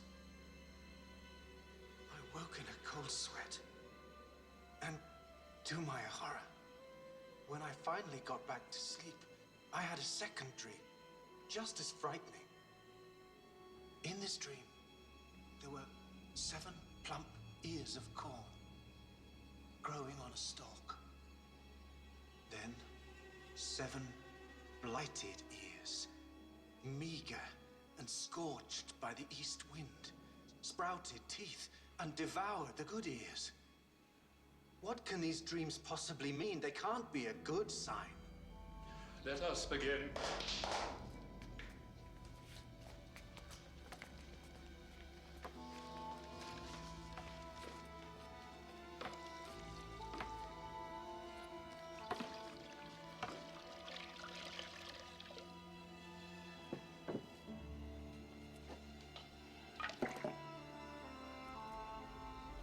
A cup of wine.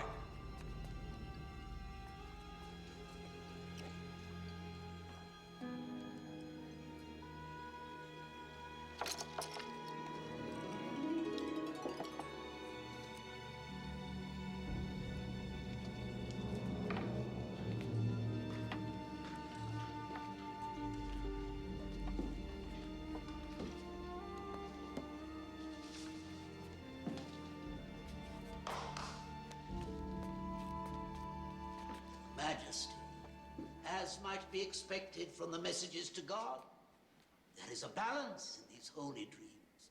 First, the sacred life-giving Nile, and then the divine presence of the omnipotent Pharaoh himself.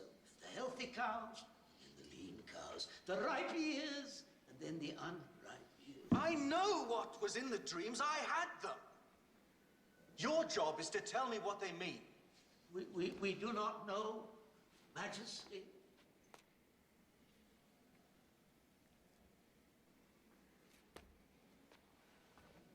How can you remain silent when you know there is a man who can ease your Pharaoh's mind? I dare not, Master. Pharaoh's mood is black. I dare not remind him that I was ever in his disfavor. Come on, man, don't be a fool. But I am a humble wine bearer, Master. It is for you, Potiphar, the chief steward. It is for you to speak up. More wine.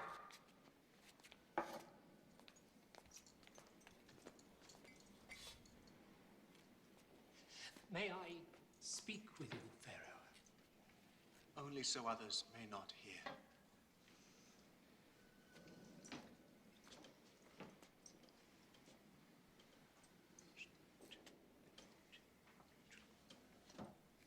You have the dreams of your Pharaoh interpreted by an alien slave. Sire, the Semite slave interpreted both this man's dreams and that of the baker. He saw the Pharaoh's hand in our dreams and predicted his judgments accurately.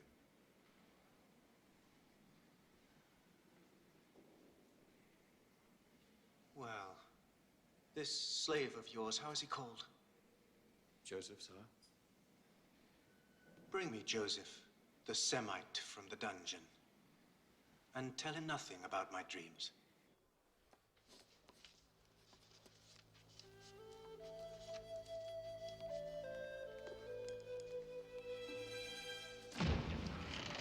What is this? I order you, speak! What are you doing? Please. What have I done?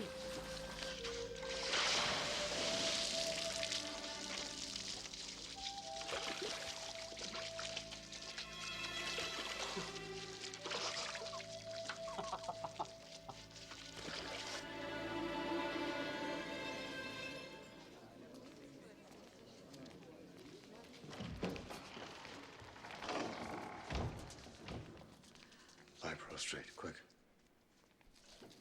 I cannot. You know that. You what?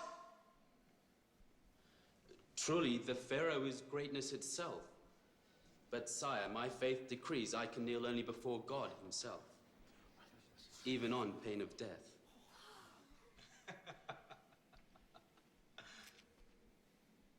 Come forward. Take heed, magicians. Whatever else, I know this man won't lie to me to save his life.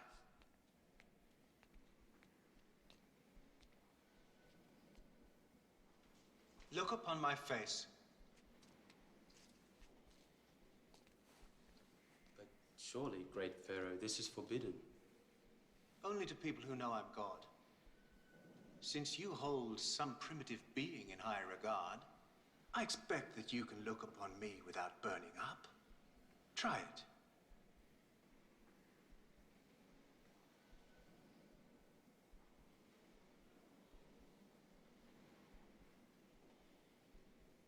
I'm told you've learned the secret of reading messages of the night.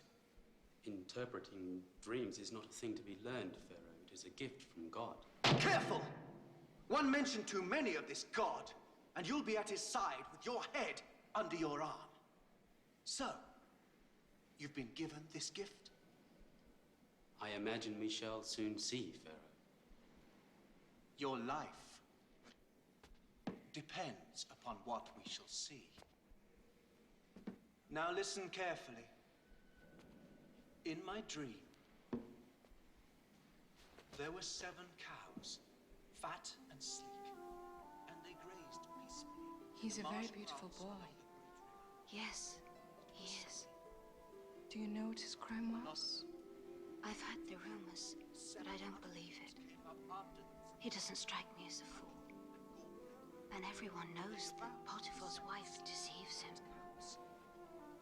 I've never seen such poor cows in all of Egypt. But it was impossible to tell they had eaten the fat cows, for they looked as wretched as ever. Was there a second dream? We have told him nothing, sire. Yes. In the second dream, there were 7 ears of grain, beautifully ripe. Then sprouting up behind them were 7 withered ears of grain, which devoured the ripe ones.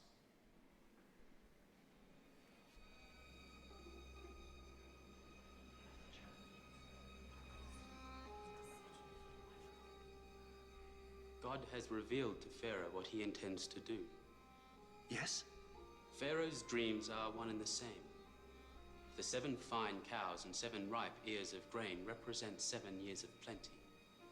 The 7 wretched cows and 7 shriveled ears of grain are years of great want.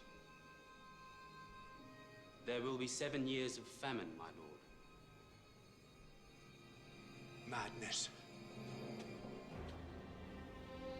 Madness. As if my brother, the sun, and sister, the moon, would send me messages only a slave could read. Potiphar, take him from my sight. Get him back to his dungeon and keep him there until I decide how best to deal with him.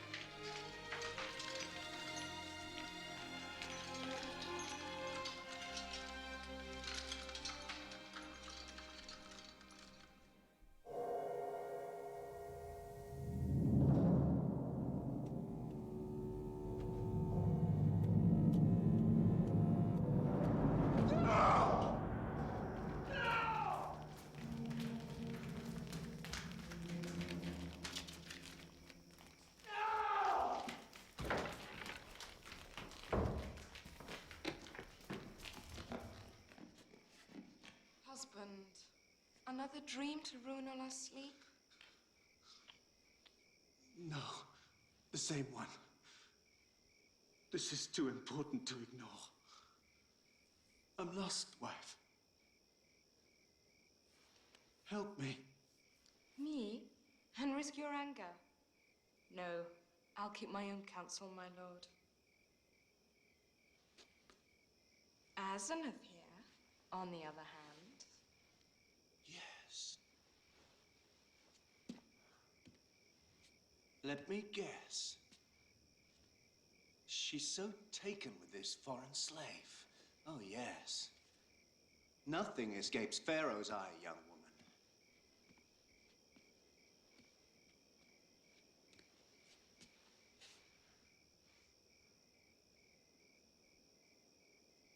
She thinks he has the answer.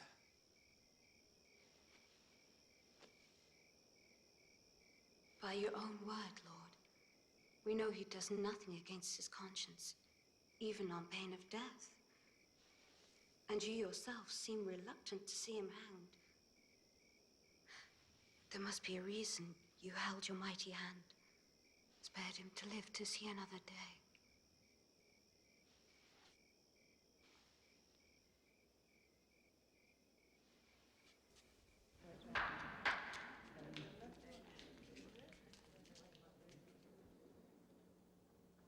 I've thought long and hard of your reading of my messages. Have you? Yes, Master. And? I am certain that Pharaoh has been blessed by a warning from the Lord himself. So, assume then that your reading is accurate. Is there nothing we can do to prevent this disaster? Yes, Master, there is. How? Pharaoh must select a wise and honest man and set him above the land of Egypt. He must see that Pharaoh's overseers collect a fifth of all that is produced during the years of plenty and store it for use during the years of famine. In that way, Egypt will not be destroyed by the drought. Impossible. Storing 7 years of grain. It's impossible. Is there no other way to avert disaster? No, Master. Nothing like this has ever been attempted. So, a fifth of all the harvest would be entrusted to Pharaoh. Yes, Master. All Egypt would be required to pay you this tribute. It would call for a man of exceptional talent.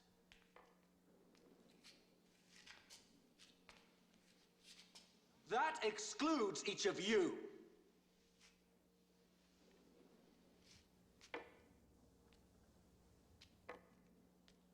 Potiphar, perhaps.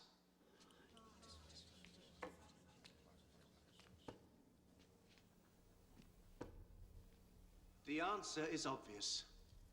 There could be no better man for this job than this man himself.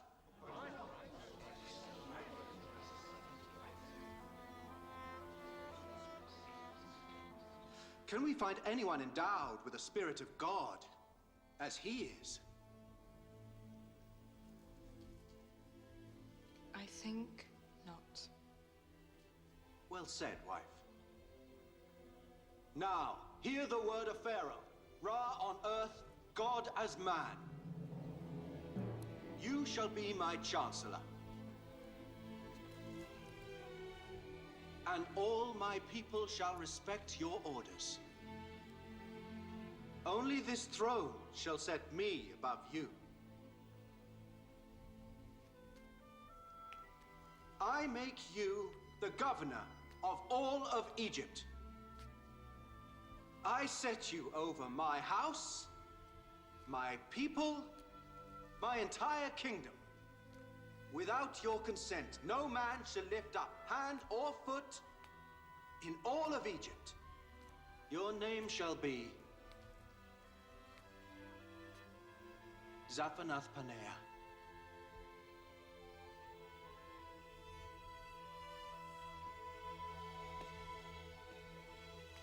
And this fine woman shall be your wife.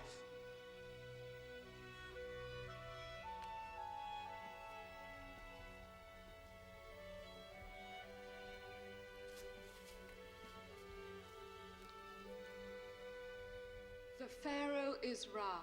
He sees into the depths of every being. God has seen and spoken.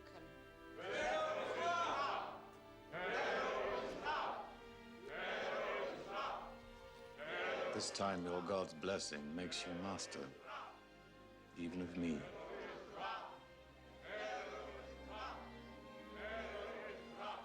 I trust you'll treat me kindly.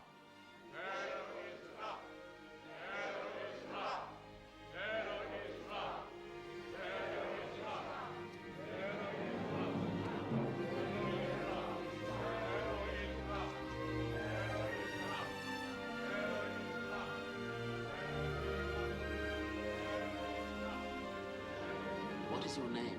Asenath. I'm the daughter of the High Priest of On. Excuse me, but what is my name, my new name? I have forgotten it. Zaphenath Paneah, Zaphenath Paneah. What does it mean? the Savior. Am I pleasing to you? Yes, yes. Greatly.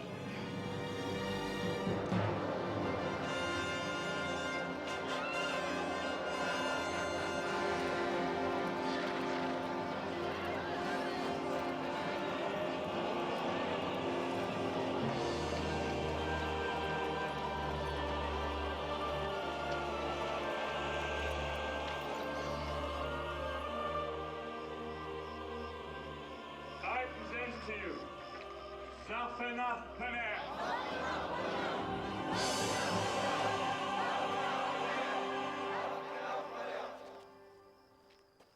If you will permit me, Joseph, I'm sorry, Zaphenath Paneah. In this great task, you'll need someone at your side, as you were once at mine.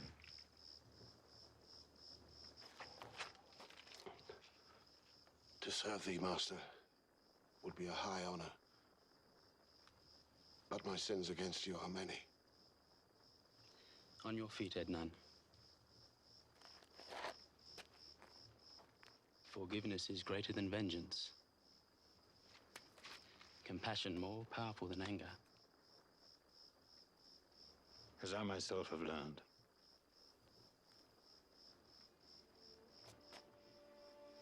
May your God watch over you. Like all Egypt. My life depends on it. Go now.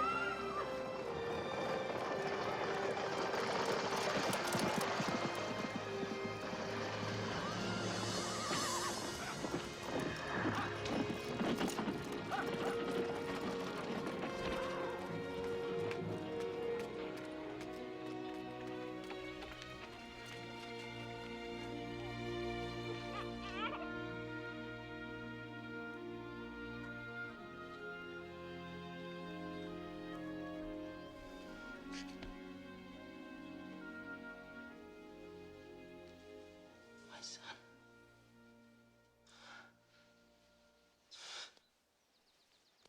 How fortunate a child to have so beautiful a mother.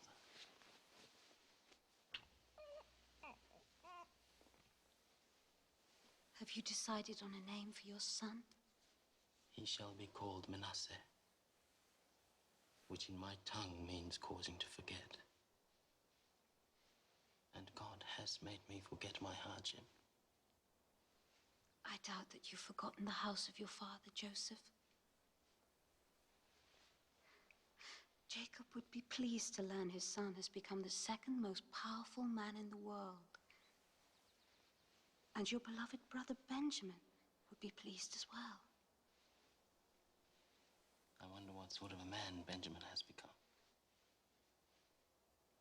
Perhaps he too has a son. But it's not for me to know. Not yet. God in his own good time will decide.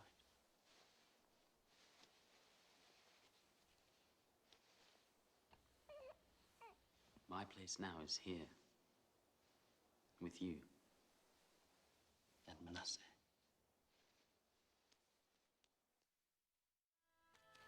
Manasseh! Ephraim! Ready?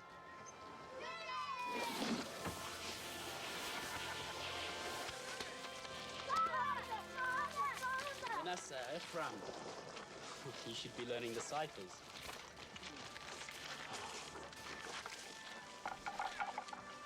Season started well. The Nile flooded, but the rains didn't last long enough. If it goes on like this, there'll be no crop to speak of this year.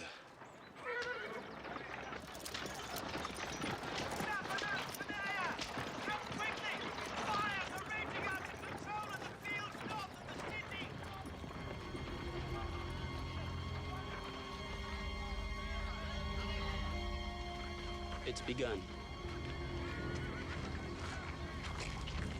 As God promised.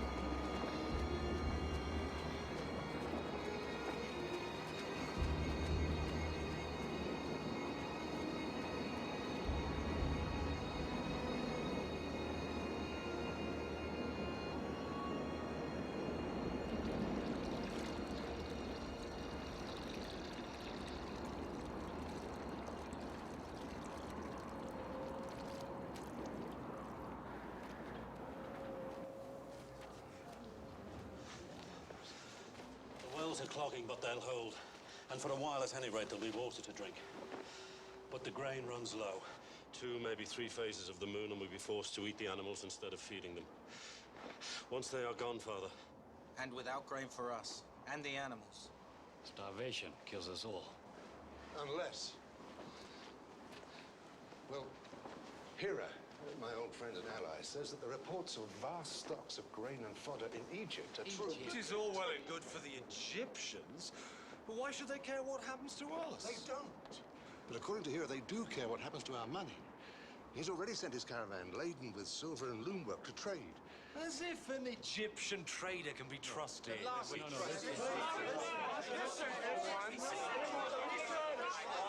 not in the hands of private traders. Their pharaoh has set one man above all others to supervise all his affairs. You deal with him.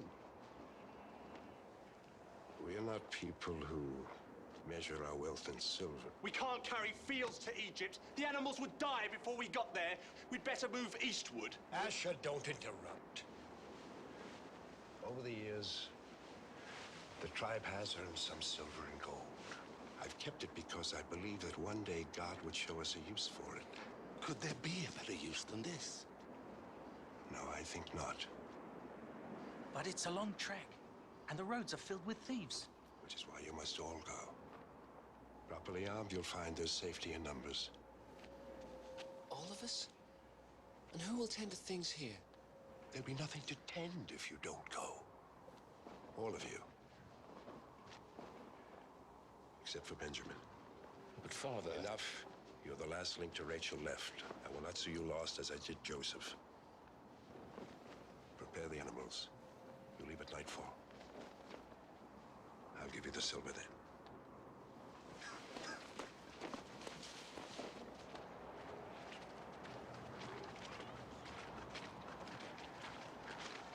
Has to raise Joseph above us. Now, Benjamin, and so be it. We'll not tease God a second time.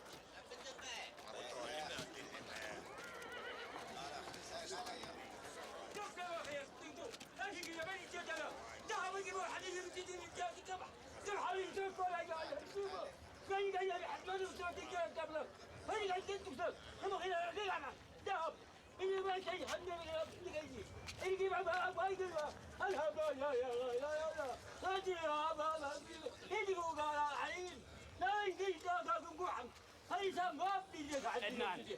Yes, Master. It's just, well, this man's dilated. I know the time. Never mind. Give him what he needs.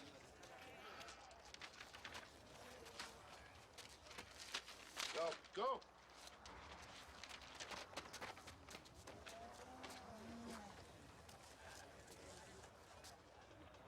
Are you well, Zaphenath Paner? They're here. I'm sure they're here. Who? My brothers. Your brothers? The ones in Canaanite dress. What should I do, Master? Bring them to me.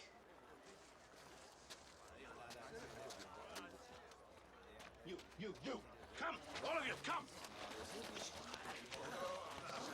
This way. Bring them all! All of these men! You, come! And you!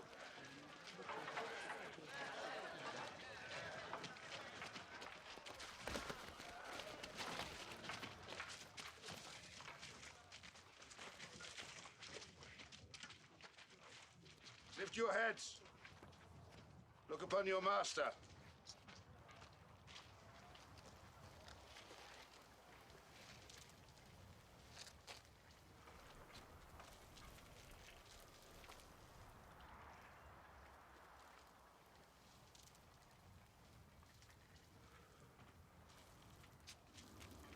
They don't even recognize me. Almighty One, have mercy. We come from Canaan, where the drought destroys everything. We bring silver to trade, so that we and our families might survive.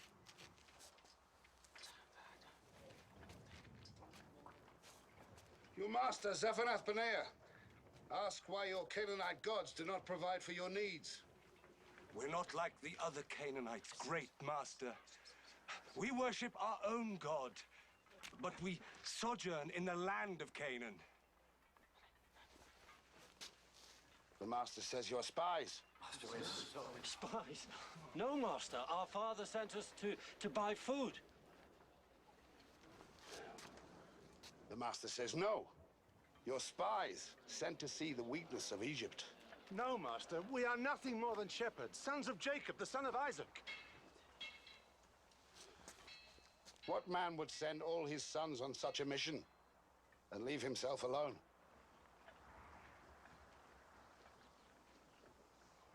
What you see are not all his sons. One other, the youngest. He is called Benjamin, remains with our father. A man is fortunate indeed to have such a wealth of sons. Are you sure you speak the truth of your number? There was one other, master. A brother called Joseph, but he was taken from us.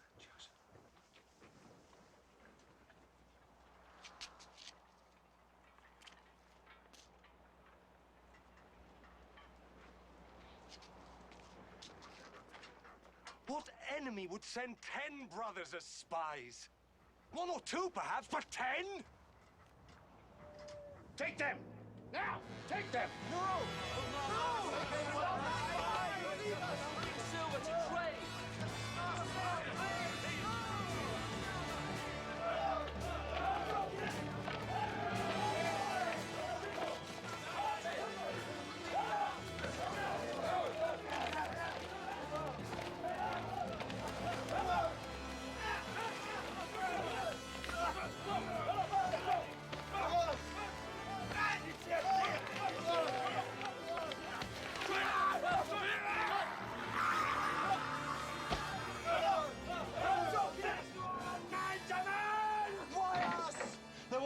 There today, and the Egyptians picked us out to be spies! There must be some way to prove he's wrong! What would you suggest, little brother? We probably wouldn't be here if you'd paid him more respect! One or two brothers, perhaps, but 10? What kind of fool would use an excuse like that? Stop it! Stop it! Arguing won't get us out of here. Then what will? Not what, but who? God, is this his final punishment for what we did? God! Now we know how Joseph must have felt when we threw him down the well. No, Yes. twice! We have each other. You left him alone. We put him in the well. All of us. There's no point dwelling on that. For 20 years, you've harped on the same thing, but what's done is done. And one thing has nothing to do with another. Are you sure, brother?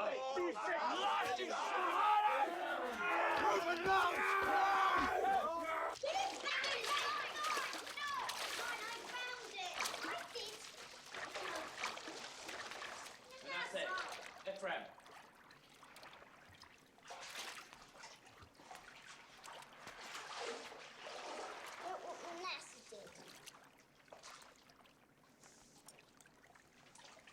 Yes, yes, we can't have that. Joseph, are you ill?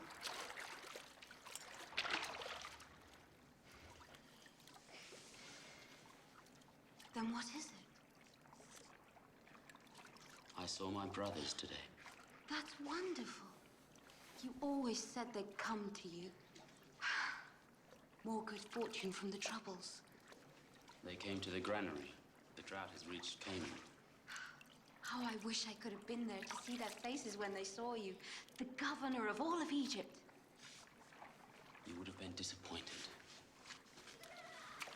I've waited all these years, and then they didn't even recognize me. How can that be possible? It's been over 20 years since they last saw me. I was still a boy. Not surprising. Where are they now? In the prison.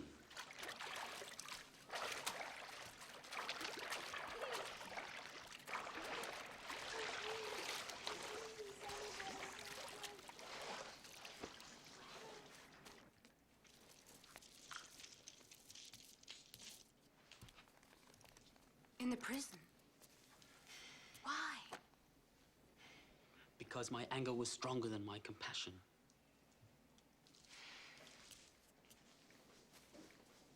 And what will you do with them? My father's people are in need of food. I must send them back. Why not just reveal yourself to them? Because they seem unchanged. No different from when they betrayed me. Perhaps God will reveal a way to test them. How? I'm not sure. Well, I want to see these men to whom I owe my happiness. After all, it was their cruelty that brought you here, gave you to me, saved Egypt. And it's to them our children owe their existence. Another of your curious insights. But I'm not so sure God is ready to see this thing forgotten. God or you? You must bring them. I have to at least meet little Benjamin. Benjamin was left with my father. I'm sorry. I know he's the one who counted most. But they are all your brothers. Blood of your blood.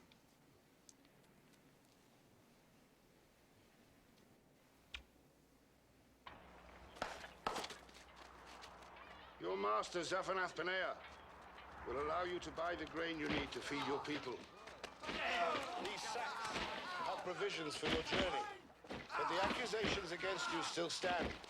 Evidence that your story is true, and you're not spies, will depend upon proof of the existence of the one missing brother. But your master, Zaphenath-Paneah, is a merciful man. Thus, he will keep only one of you here. He will be released when the rest of you return from Canaan with that brother. You wish us to return to our father, then journey once again to Egypt? Yes, with the missing brother. That one shall remain with us. Now go! Leave!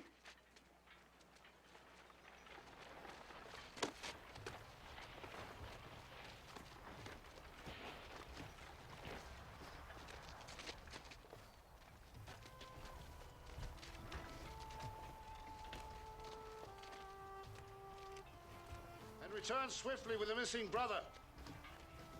You've probably seen the last of them, Master. It will be difficult for them to keep away. The drought has just begun. The silver they gave in payment, did you do what I asked? As ever, Master.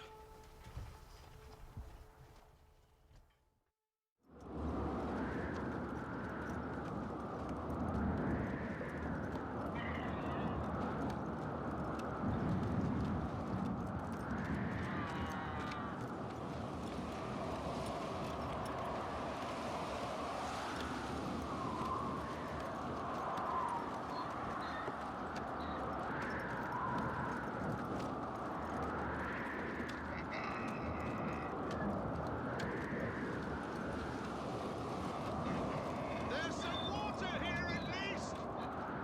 We camp here tonight! Issachar! Issachar! Open your bag of grain and feed the animals!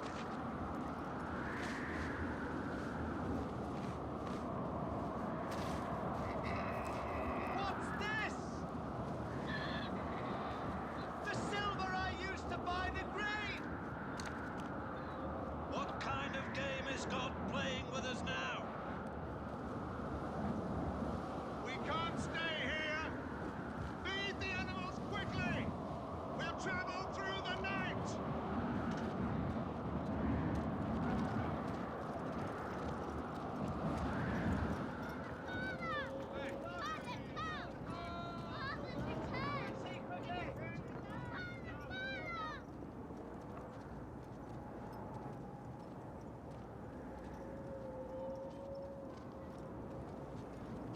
Levi. Naphtali. No! But the only proof of our story he'll accept is Benjamin. And the only way to redeem Simeon. But after that, he promises we can trade freely in Egypt. The grain is abundant, the best quality. Is this all the Egyptian asks? Just for my youngest? Is there more to this sorry tale? What is that? The money with which we purchased the grain. What's it doing here? We don't know, Father. Perhaps God... Be careful what you lay at the door of the Lord. Blessed be his name. Blessed be his name. Now, why did you tell this man I had another son? First I lose Joseph, then Simeon, and you, poor soul, want me to give him Benjamin. Well, hear my words. It will not happen. I will never risk Benjamin to your care. Never. But Father, Simeon rots in an Egyptian jail like a common criminal. And how do I know Benjamin won't meet that same fate? Or this Egyptian might put you all to the sword. But Father, perhaps if I went... Quiet, you have no say in this. Father, I cannot leave Simeon there. Please, let me do as this Egyptian suggests. If we don't return, I offer you the lives of my own two sons. Typical idea of yours, Reuben. If I lose Benjamin, I can begin exterminating my entire family. Is that your grand solution? Now hear me! This is my last son by Rachel. I will not risk losing him. Now go about your business and pray. Pray that the grain you brought back will outlast the drought.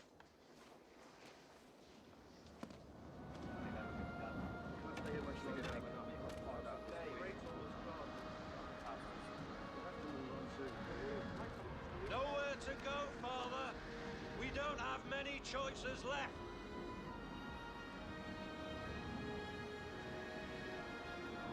You know my mind in this matter! We will not talk of it again! Another month and we'll not talk of anything. Soon we will all die, and the line started by Abraham will have vanished. And what would you have me do? Listen for once. Think about what God promised you. Then listen to your sons and see if what they have to say doesn't make sense. Unless you want to see us all die, because you're too frightened to trust God. What is this to do with trusting God? Isn't it obvious? He's left you only one way out. One road to our survival. And it leads through Egypt. Egypt is our only salvation, Jacob.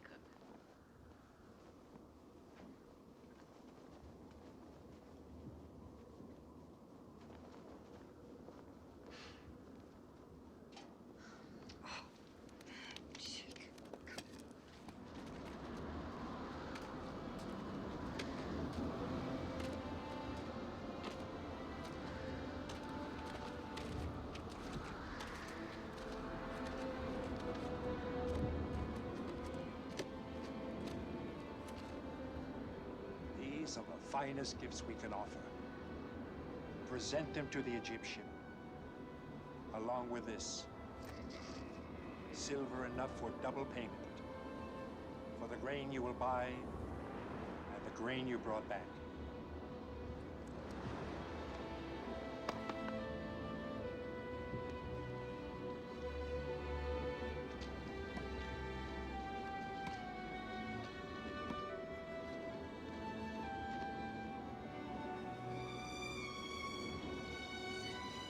Have an easy mind, Father. All will be well. I know it. May God go with you at your right hand and bring you back safely to me.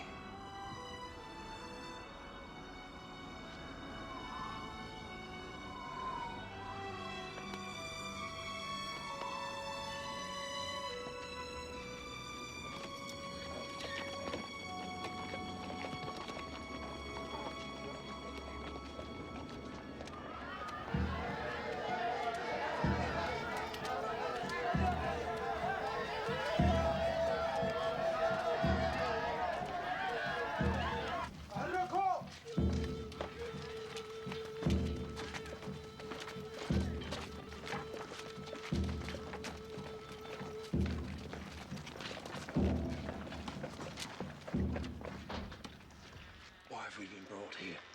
To the great man's house? Because of the silver we found in our sacks. I'm sure of it. But we don't know how it got there.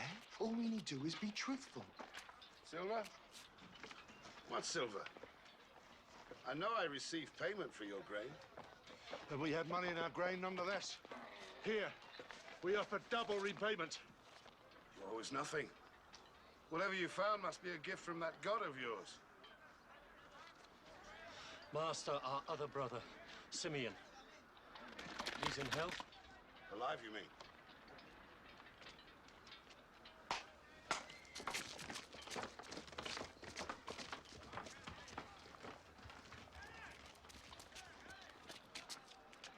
Simeon! Welcome to Egypt! Are you alright? The answer to every question is yes.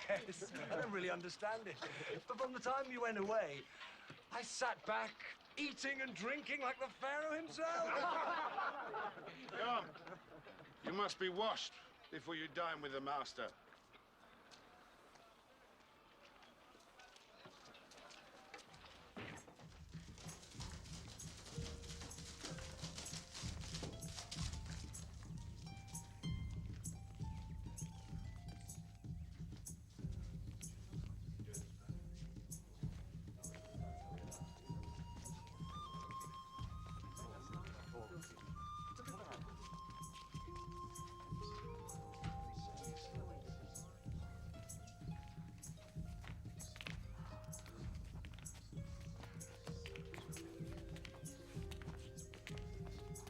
You will sit here, aside from the master. This is a great honor. Egyptians never eat with strangers. To them it is considered an abomination. Now, you will sit in the order, I tell you. Please.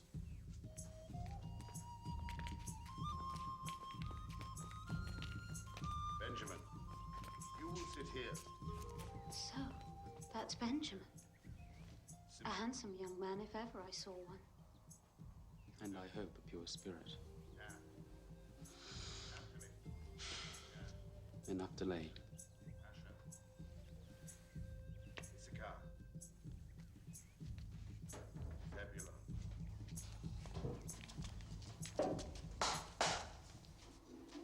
Zaphanath Paneah, he who guides us on the road of life.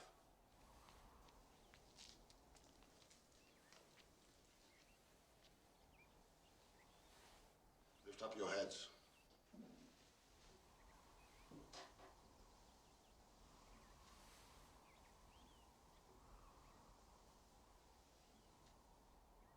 Your master asks, is your father in good health?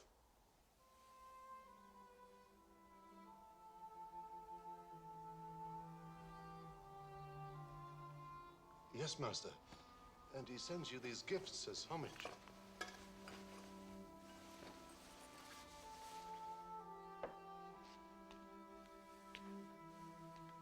So this is the brother of whom you spoke.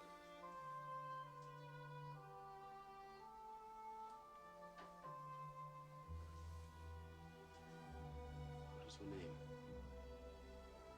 I am Benjamin, Master. How is it, Master, that you come to speak our tongue?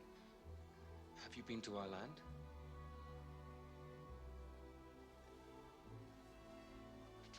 God be gracious to you, my son.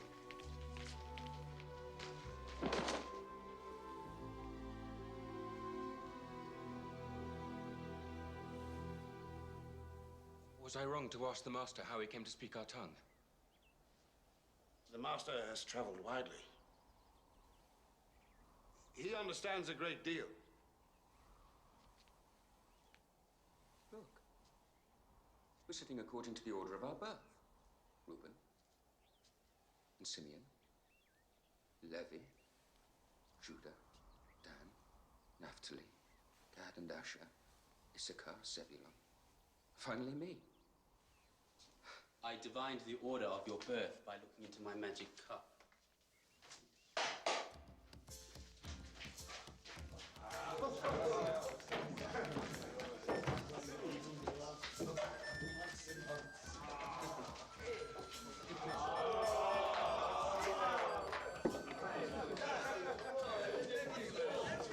It is a great honor. The master has given you the food from his own plate. Thank you, Master. We eat the same dish at home. In fact, this is the favorite food of my father.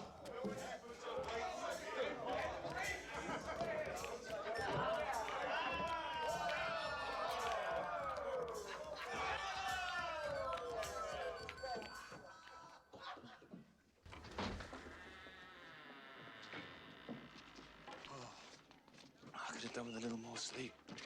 I don't understand. He was so friendly last night. Yet this morning he has us roused from our beds before the cock crows and sends us on our way. Look, our asses are already loaded down with grain.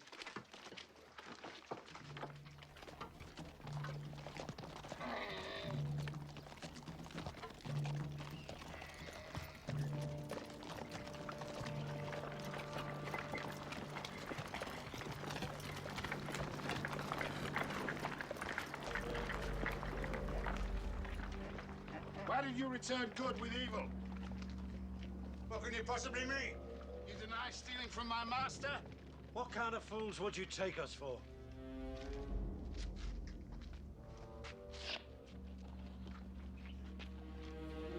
This.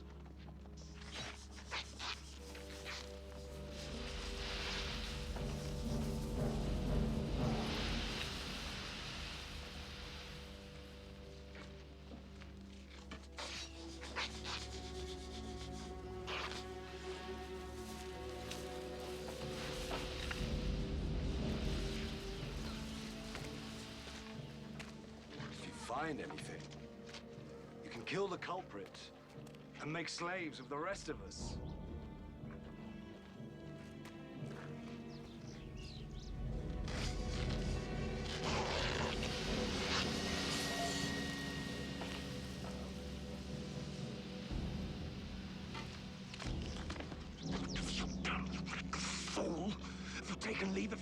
says.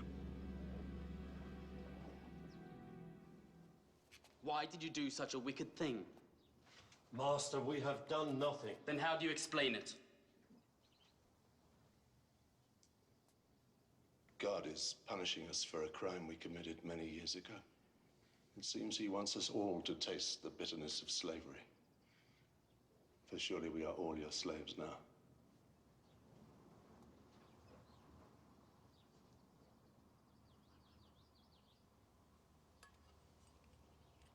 I am not a vindictive man. You can return to your father. I shall keep only Benjamin. No! If you dare raise your voice to me, men can die for less. 1,000 pardons, Master. But the very idea is unthinkable. Master, I cannot pretend to grasp the meaning of these strange happenings. Benjamin has never stolen in his life. Never. Never, Master. And he's too clever to take a cherished and unique object from a man as powerful as you. Nor do I know how the money got into our sacks on our previous trip. Perhaps it was all the work of God. Master, please, spare the life of Benjamin, beloved son of our father's old age. Losing Benjamin would kill our old father, whom we have already wounded deeply. Take me as a slave in place of Benjamin and allow the boy to go home to his father. No.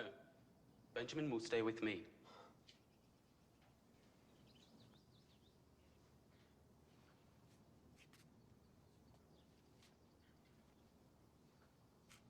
No!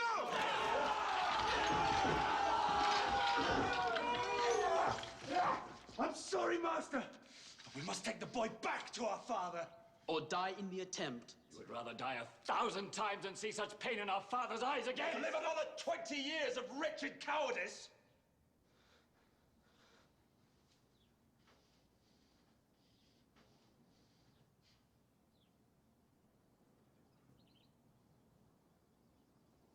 No, Master!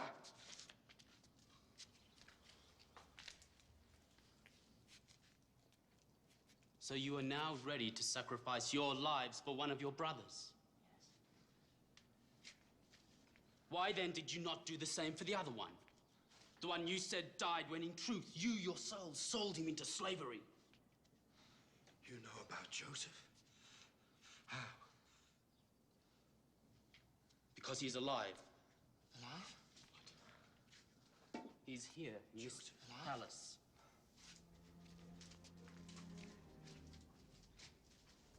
In fact, he's in this room.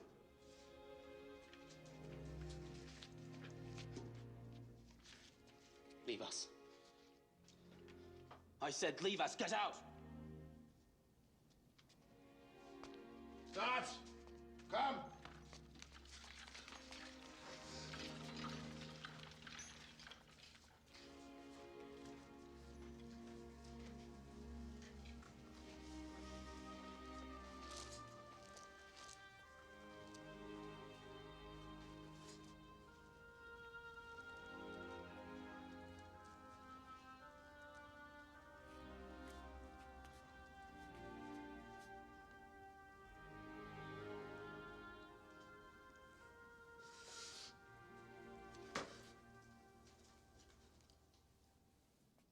I am Joseph.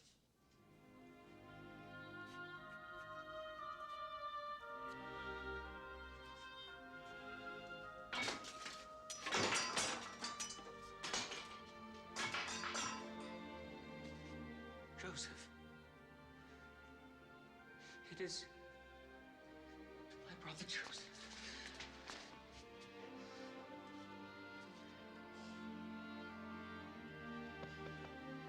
Yes, it is I. But be at peace.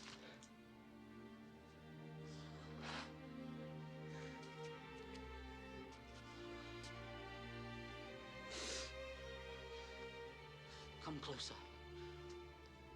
Don't be afraid. I will not harm you. Am I to take the place of God? Joseph. It is not for me to punish you.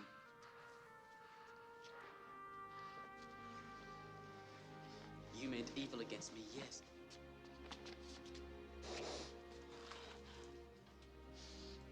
God meant it for good. To bring it about that many people should be kept alive as they are today.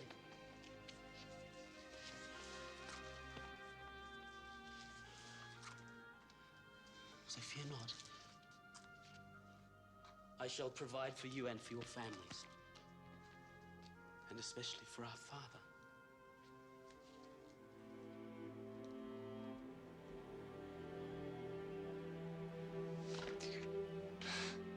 I am most to blame.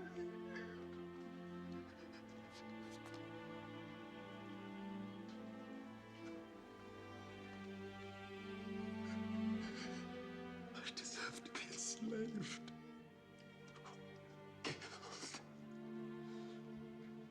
No. My brother. I shall not kill you. That is not the lesson the Lord, blessed be his name, has put before us. Perhaps we have learned the meaning of brotherhood, of family, and that wherever we may go, no matter how God's plan separates us, we must always be true to one another. To be family.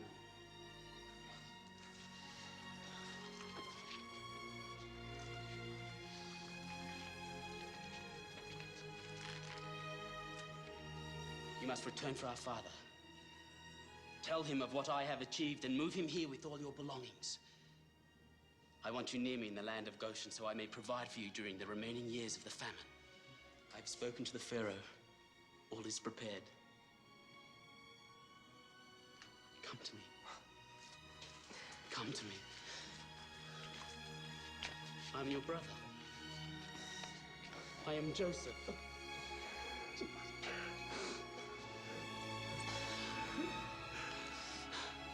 Blessed be his name. Blessed be his name.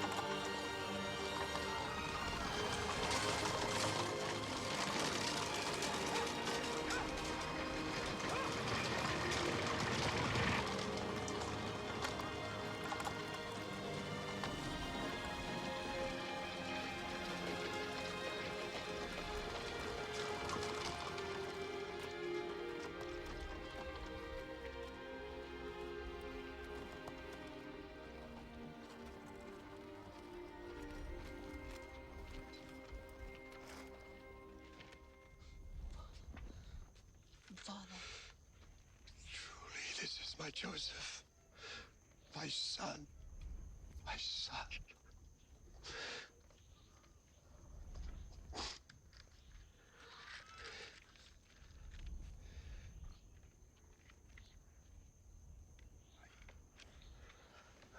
think to ever see your face again.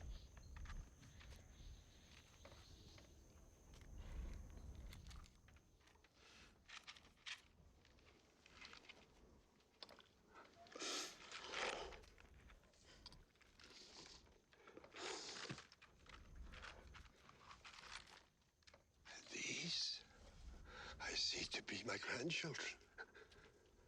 Rachel's light shines in their eyes. Come, come, my children.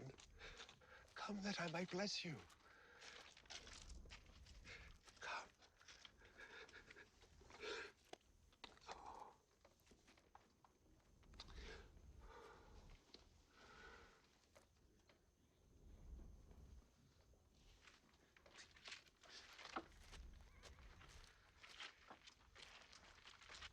I'm indeed blessed that I have again held you in my arms and laid eyes upon your sons. Now, truly, I can die in peace. There will be no talk of death, my father.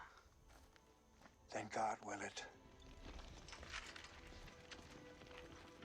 And then you will take me back to Canaan, the land God promised Abraham. And it will be as the Lord promised. Our descendants shall be known as Israel, and will be a multitude of nations, each brother unto himself, a tribe of Israel.